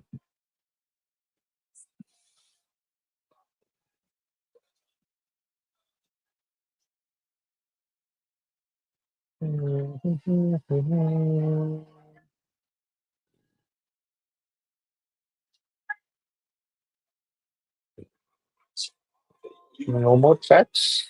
Is that so? There's Dr. Vivek would type something big or okay, he's saying something. Yeah. Both Rana can bat at any ball at any phase and bat like a slugger, like Warner or Bretley used to do. According to dropping, okay. Spin has always been our power, bro. Kuldeep with his variations is the best shot.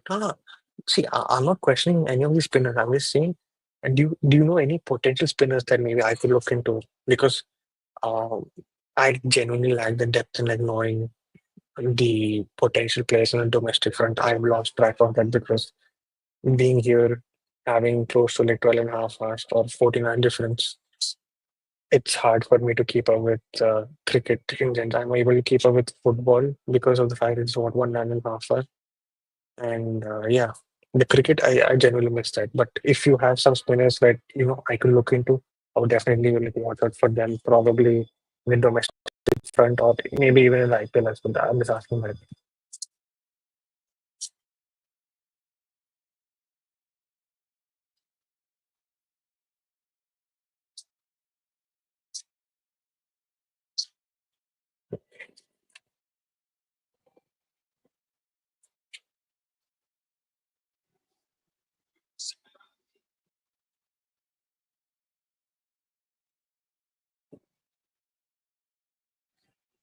So Washington Sundar, in my opinion, falls into that Akshat Patel's this thing. Akshay Patel couldn't break it into the main team because of Jadeja's capabilities of being so well as an all-rounder. And that's why Akshay Patel is like lacking chances initially. Now they know that he can be used even in the top order. I think same thing goes in Washington. Now the side that Akshay Patel and Jadeja are doing well together, getting in another third this thing. What about third all-rounding spinner who can bowl even in the power play? We'll have to see. I just hope they try him a lot in the IPL. I hope he has a good IPL so that more people can see because these days IPL brings in a lot of eyes and brings in a lot of attention even to the selectors, right? So I just hope he has a good IPL, gets in a lot of wickets and gets in a decent amount of wickets, scores a lot of runs. Um, yeah, I have good hopes for him. To be fair, I have really good hopes for him. Vishnu, yeah. Vishnu in the T20 front has been doing well, no? Agreed.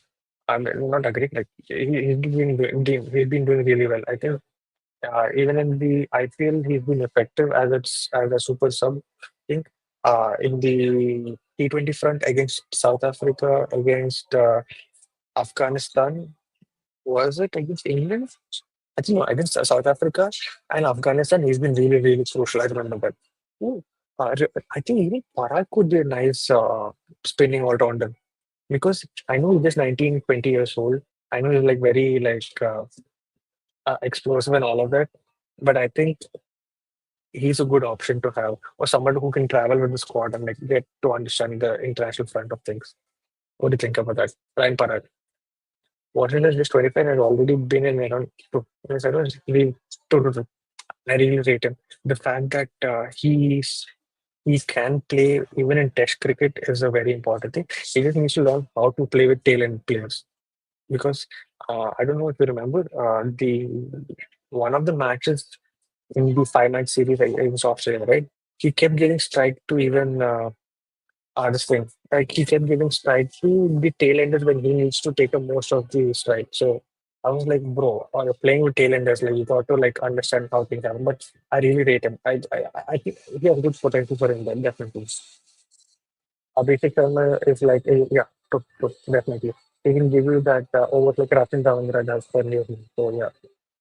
No, I'm not talking about a pure spinner. I think Vishnu is a good shot. Agree. I forgot about Vishnu. Rahul Chahar right now for SRH.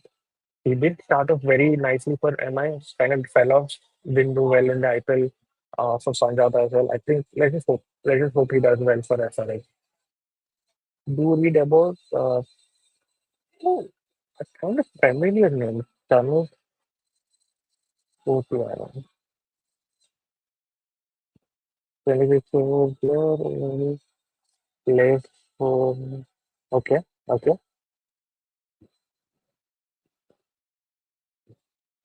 Uh,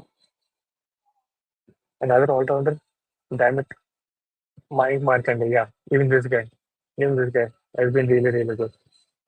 If you think about it, no, Mike Agarwal is a nice, not Mike Agarwal, Mike Yadav.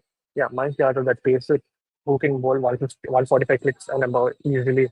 I think India needs to look into him and like not fast as him, but at least like be that person who travels with the squad and like understands everything. I think he's a good pace bowler that India can look into.